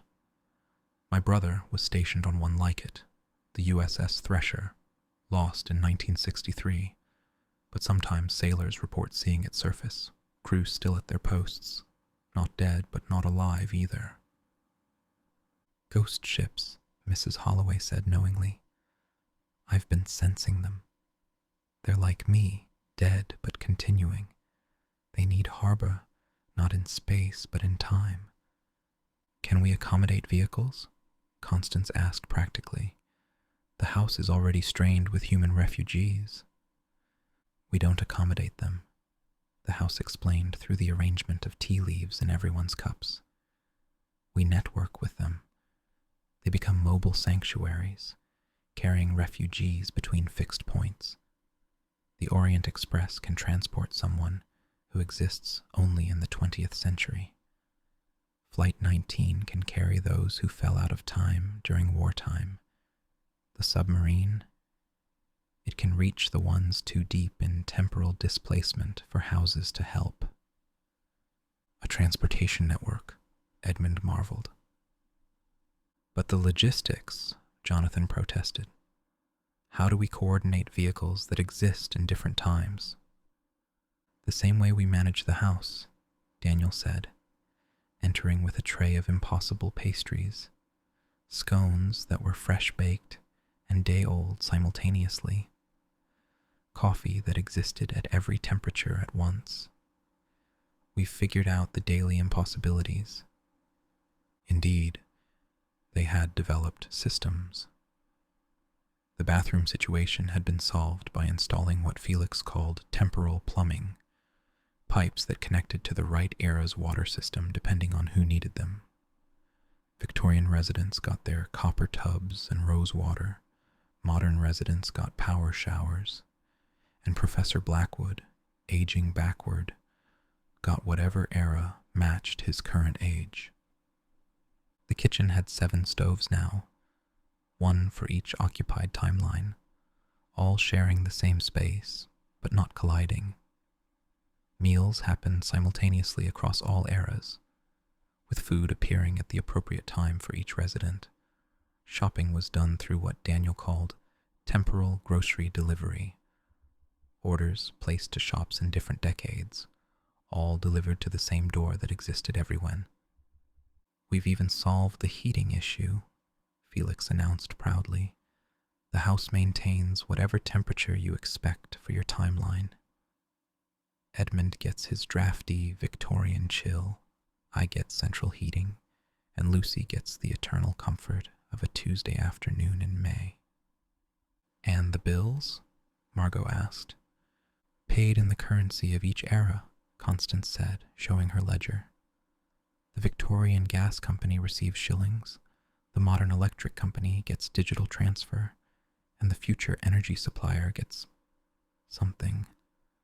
I'm not entirely sure what temporal credits are, but we have them. It's beautiful, Clara said. She'd stabilized enough to exist in a single timeline for hours at a time. All these lost things, finding each other. It's dangerous, Dr. Harper countered.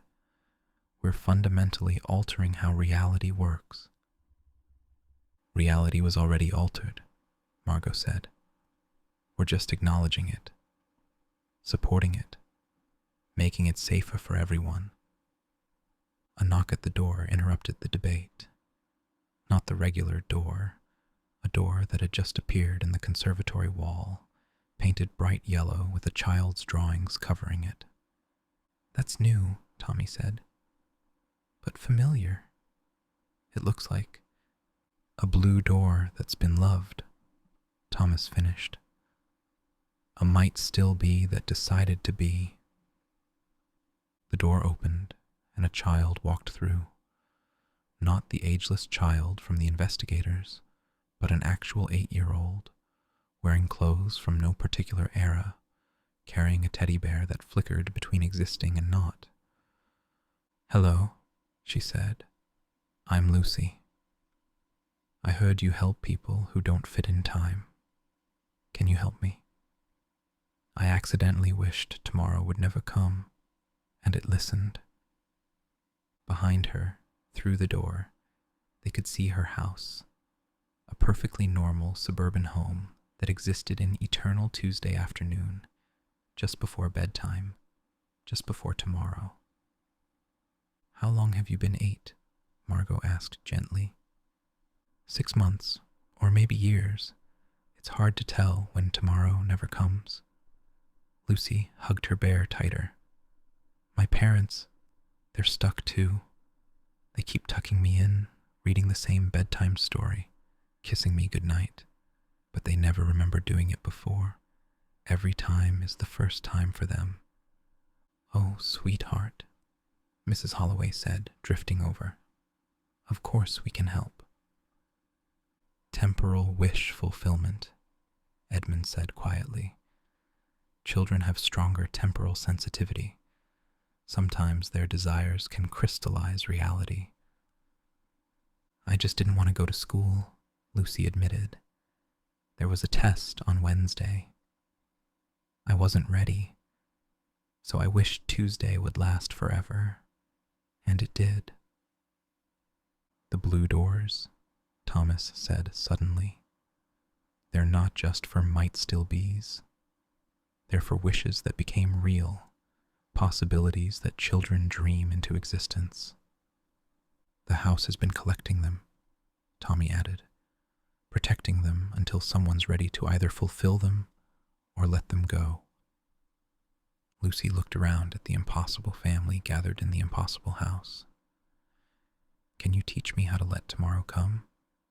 But maybe slowly? I think I might be ready for Wednesday now, but Thursday still sounds scary. And Margot realized this was the true test, not the grand network of anomaly houses, but this, a scared child who'd gotten stuck in time and needed help finding her way forward. The network isn't about the houses, she said. It's about them, the displaced, the lost, the ones who need sanctuary. Even if it changes everything? Dr. Harper asked. especially if it changes everything, Margot replied. They took Lucy in, of course, found her a room that existed just before tomorrow, taught her how to let time flow again when she was ready. Her presence somehow made the network stronger, innocence and acceptance where adults brought fear and resistance. The news broke a week later. Temporal anomalies, the hidden population among us. The headlines were sensational, the public reaction mixed. Some panicked, some denied, but some, more than expected, came forward with their own stories. The grandmother, who sometimes saw her deceased husband in the kitchen, existing in the overlap between life and death. The child who drew pictures of tomorrow. The physicist who'd accidentally displaced himself 3 seconds into the future and couldn't sync back up. But there was also fear. Protests formed outside the house. Keep time linear, read one sign. Temporal refugees go home, read another, apparently missing the irony. They threw a brick through our window yesterday, Felix reported. It landed in 1894. Edmund had to explain to a Victorian policeman why future vandals were targeting his residence. Parliament's debating the Temporal Registration Act, Dr. Harper informed them during an emergency meeting. Mandatory registration for anyone experiencing temporal displacement. Restrictions on where they can live, work, travel. That's discrimination, Margot said angrily. That's fear, Dr. Harper corrected. The stock market crashed twice last week because traders realized some competitors were getting information from next Tuesday. 3 marriages were annulled when spouses discovered their partners were aging at different rates. A court case was thrown out because the witness testified about something that hadn't happened yet. Society is struggling to adapt, Keiko added. In Japan, they're handling it better. Temporal spirits have always been part of their folklore. But in America, there are calls to quarantine temporal anomalies. Some senators claim it's a communist plot. How can it be a communist plot? Daniel asked. Time doesn't have a political affiliation. Fear rarely makes sense, Lorenzo said. After the Cardiff incident, they tried to wall off the entire area. Didn't work. Temporal anomalies don't respect physical boundaries. A rock crashed through the conservatory glass, or would have if the glass hadn't existed in multiple timelines. The rock passed through 2024's window, but bounced off 1894's, creating a paradox that made everyone's teeth ache.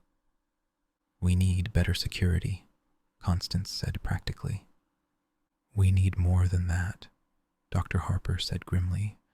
I've just received word.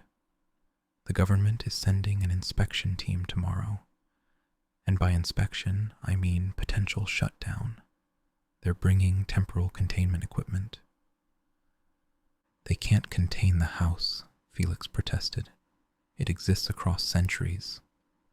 They can try, and the attempt alone could destabilize everything we've built. The inspection team arrived at exactly 9 a.m., which was suspicious in itself. Nothing at the house ever happened at such a precise time. 3 officials in suits that seemed designed to exist in no particular era, carrying briefcases that hummed with temporal dampeners. Ms. Chen, the lead inspector, a woman named Director Harrison, said crisply, "We're here to evaluate whether this anomaly poses a threat to temporal stability." "This anomaly is a home," Margot replied, standing in the doorway with the full weight of the distributed anchor bond behind her. "Nevertheless, we have the authority to shut down any temporal hazard." Director Harrison tried to step inside, but the house wouldn't let her. The doorway existed, but not for her. Interesting, she said, making notes. Active resistance. That suggests consciousness. The house chooses its guests, Tommy said, appearing beside Margot, and you weren't invited. Then we'll proceed with external containment. Director Harrison signaled her team. They began setting up equipment around the house's perimeter, devices that looked like tuning forks made of crystallized time. What are they doing? Daniel asked. Trying to lock us into a single timeline, Felix said, his equipment screaming warnings. If they succeed, everyone who doesn't belong to that specific timeline will be ejected, violently. That would kill half our refugees, Edmund said. That's the point, Director Harrison said coldly. Temporal refugees are an aberration. They destabilize reality by existing. They are reality, Margot said, stepping outside to face her. Every possibility, every moment that could have been, they're all real, all valid. You're trying to edit existence down to a single story. A single, stable story, as it should be. The dampeners activated. The house screamed, not audibly, but through time itself. Windows showed different seasons in rapid succession. Doors opened onto rooms that hadn't existed yet. And then Lucy stepped forward.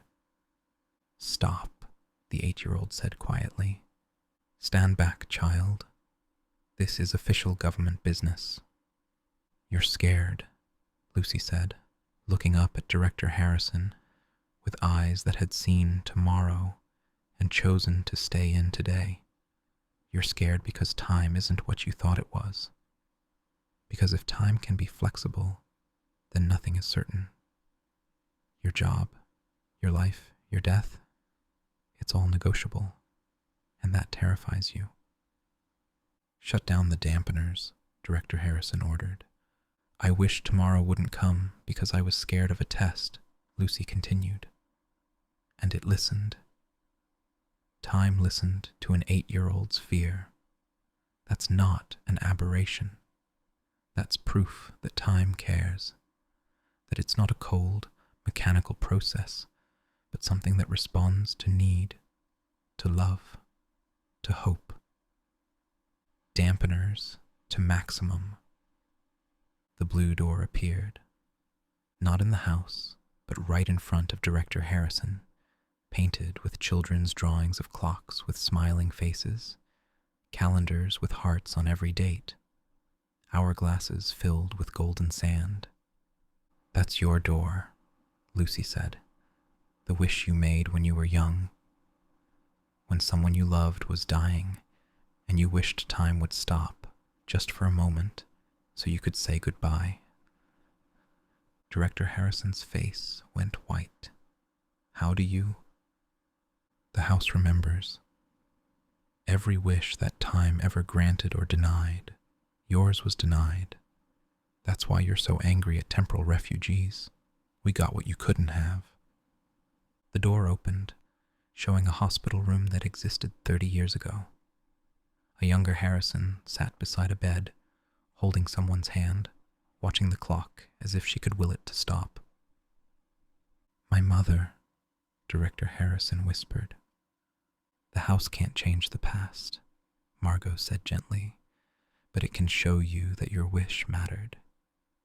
That time noticed, even if it couldn't comply. Every temporal anomaly starts with someone wishing time worked differently. We're not aberrations. We're answered prayers. Director Harrison stared at the door for a long moment. Then, with shaking hands, she deactivated the dampeners. I'll file a report stating the house poses no threat, she said quietly. In fact, it provides essential services for an underserved population. Thank you, Margot said. Don't thank me. Just take care of them, the ones time listened to. She looked at Lucy, and the ones it couldn't help. As the inspection team packed up, Director Harrison paused. There will be others. Not everyone will be convinced by a child's wisdom and an old grief. We'll be ready, Margot said. No, Director Harrison corrected. You'll be home. That's different. That's better. The world is changing, Daniel said, watching the news in a kitchen that now openly existed in multiple timelines. The world is revealing what it always was, Margot corrected. The government response was swift, official denial coupled with unofficial support. The temporal refugee centers were quietly funded, publicly ignored. The houses became open secrets, known to those who needed to know, invisible to those who didn't want to see. 6 months later, or yesterday, or next year, Margot stood in the conservatory, now truly a command center for the global network of temporal anomalies. Hundreds of houses, thousands of refugees, millions of small temporal incidents managed and supported, rather than feared and denied. Any regrets? Daniel asked, bringing her coffee that tasted of now and tea that tasted of then. None, she said.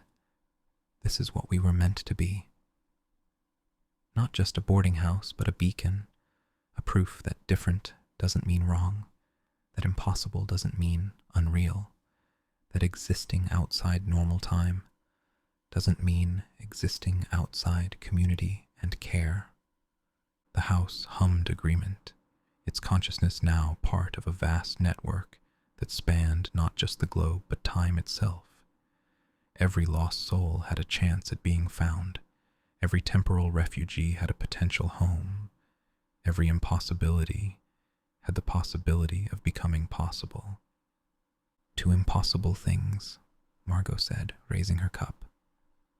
To impossible things becoming everyday miracles, the network replied in 17 languages, 100 voices, 1,000 moments, all synchronized at exactly 3:47 p.m.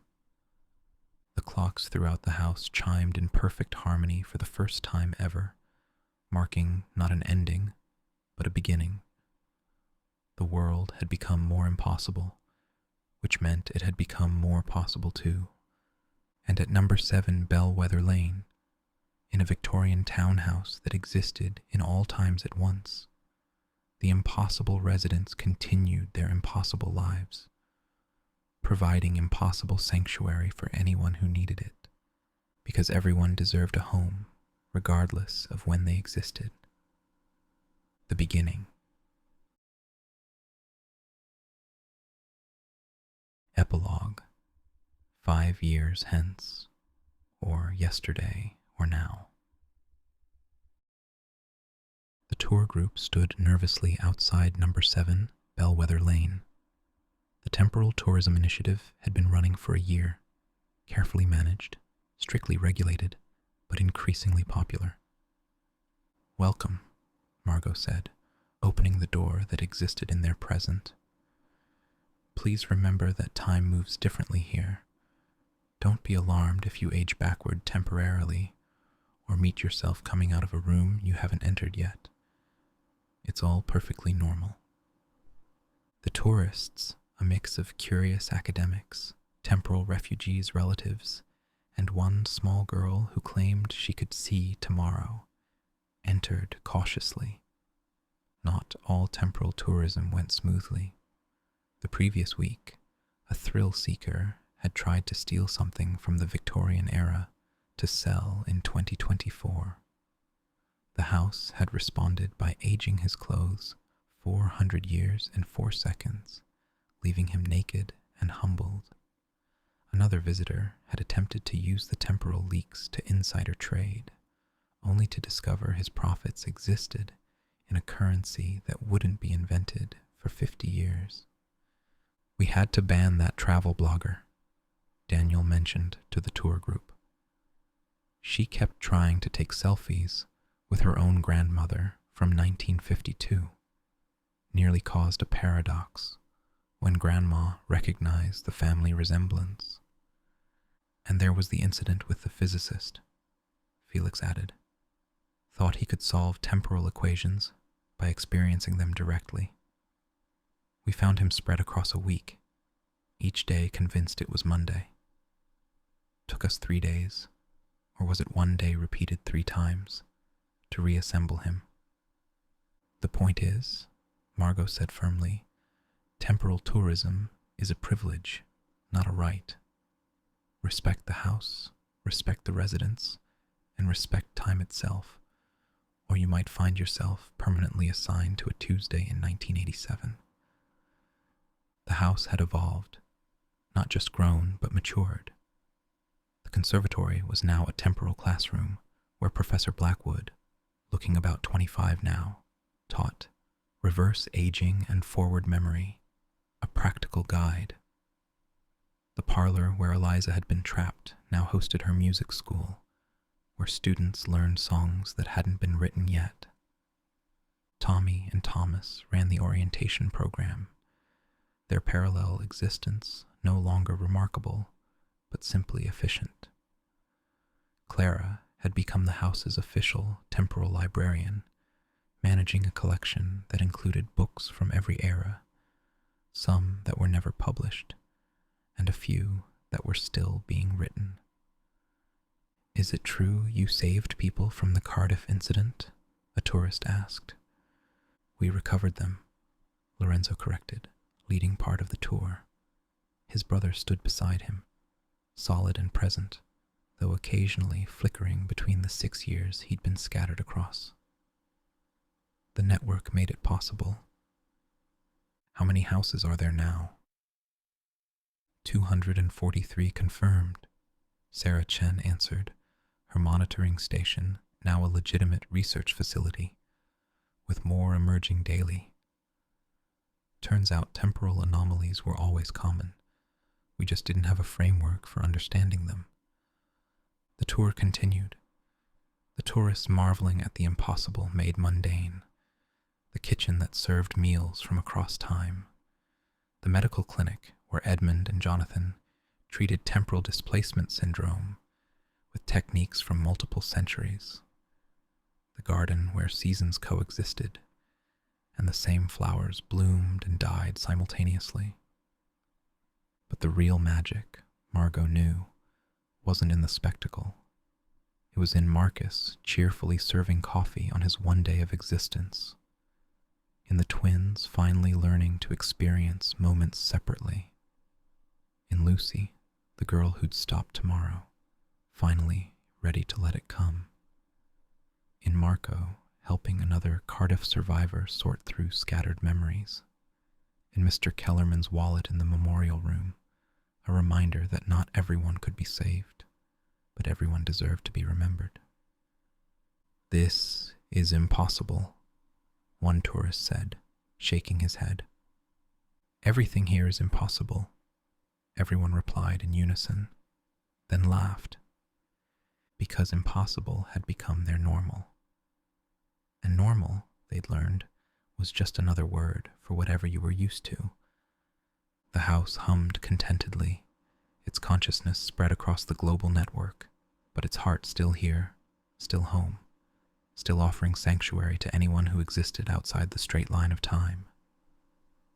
As the tourists left, Margot stood in the entrance hall where it had all begun. The same dark wood paneling, the same staircase curving up into shadows. But now she understood what she was seeing. Not a house, but a home. Not a building, but a being. Not a burden, but a gift. Daniel found her there, slipping his hand into hers. Their temporal signatures harmonized immediately, creating that familiar resonance that made everything feel more solid, more real. Remember when you first arrived? He asked, dragging your suitcase over the threshold, convinced we were all insane. We are all insane, Margot said. Beautifully, impossibly insane. And in love, Daniel added, turning to face her fully. Completely, impossibly in love. The house knew from the beginning, didn't it? Margot said, leaning into him. Every temporal leak in your coffee shop, every dream I had about inheriting something impossible, it was all leading to this. To us, Daniel agreed. To this family, to this home. I never believed in fate, Margot said. Time was just time. Linear, logical, limited. But now you know time is an ocean, Daniel finished. And sometimes, if you're very lucky, you find someone whose current matches yours perfectly. He kissed her then, there in the entrance hall where it all began, and the house hummed with deep satisfaction. It had done more than create a sanctuary or build a network. It had brought together two souls who existed slightly outside normal time and shown them they could exist together, synchronized in love. Above them, below them, around them, the house breathed with the life of all its inhabitants, ghosts and refugees, anchors and visitors, the lost and the found, each impossible in their own way, each belonging completely. And at the center of it all, two people who had found each other across impossible odds in a house that existed at 3:47 p.m. forever, proving that love, like time, wasn't linear, but layered, complex, and infinitely possible. The clocks chimed 3:47 p.m., as they always would, because that was when time stood still and raced forward and moved backward all at once. That was when a wedding and a funeral, a birth and a death, a beginning and an ending had created something new. That was when impossibility had crystallized into possibility. That was when everyone came home. Some things, after all, should never change. Even in a house where everything was impossible, and therefore entirely, beautifully, eternally possible. The end, or perhaps the beginning. Time, as always, is negotiable. And that brings us to the end of the house at 3:47. Thank you for spending this time with me, and with everyone who calls that strange, impossible little house home. It's a story that began with a door opening on a rainy afternoon, and ended with a world that learned to be a little kinder to the people who don't quite fit inside normal time. If you've made it all the way through, whether in one listen or over many quiet nights, I hope it's brought you a sense of calm and warmth, and maybe a reminder that there's always room in the world and in time for those who feel a bit out of place. If you'd like to hear more stories like this one, gentle, slow, and made for rest, you can find all of my current and upcoming audiobooks on Patreon, Spotify, or YouTube memberships. You'll also find exclusive readings, early releases, and my full list of completed and future works. For now, though, just rest. Let the house stay with you. The sound of clocks in soft disagreement, the feeling of tea shared between friends, and the thought that maybe time itself cares more than we think. Good night, my friends. Sleep well.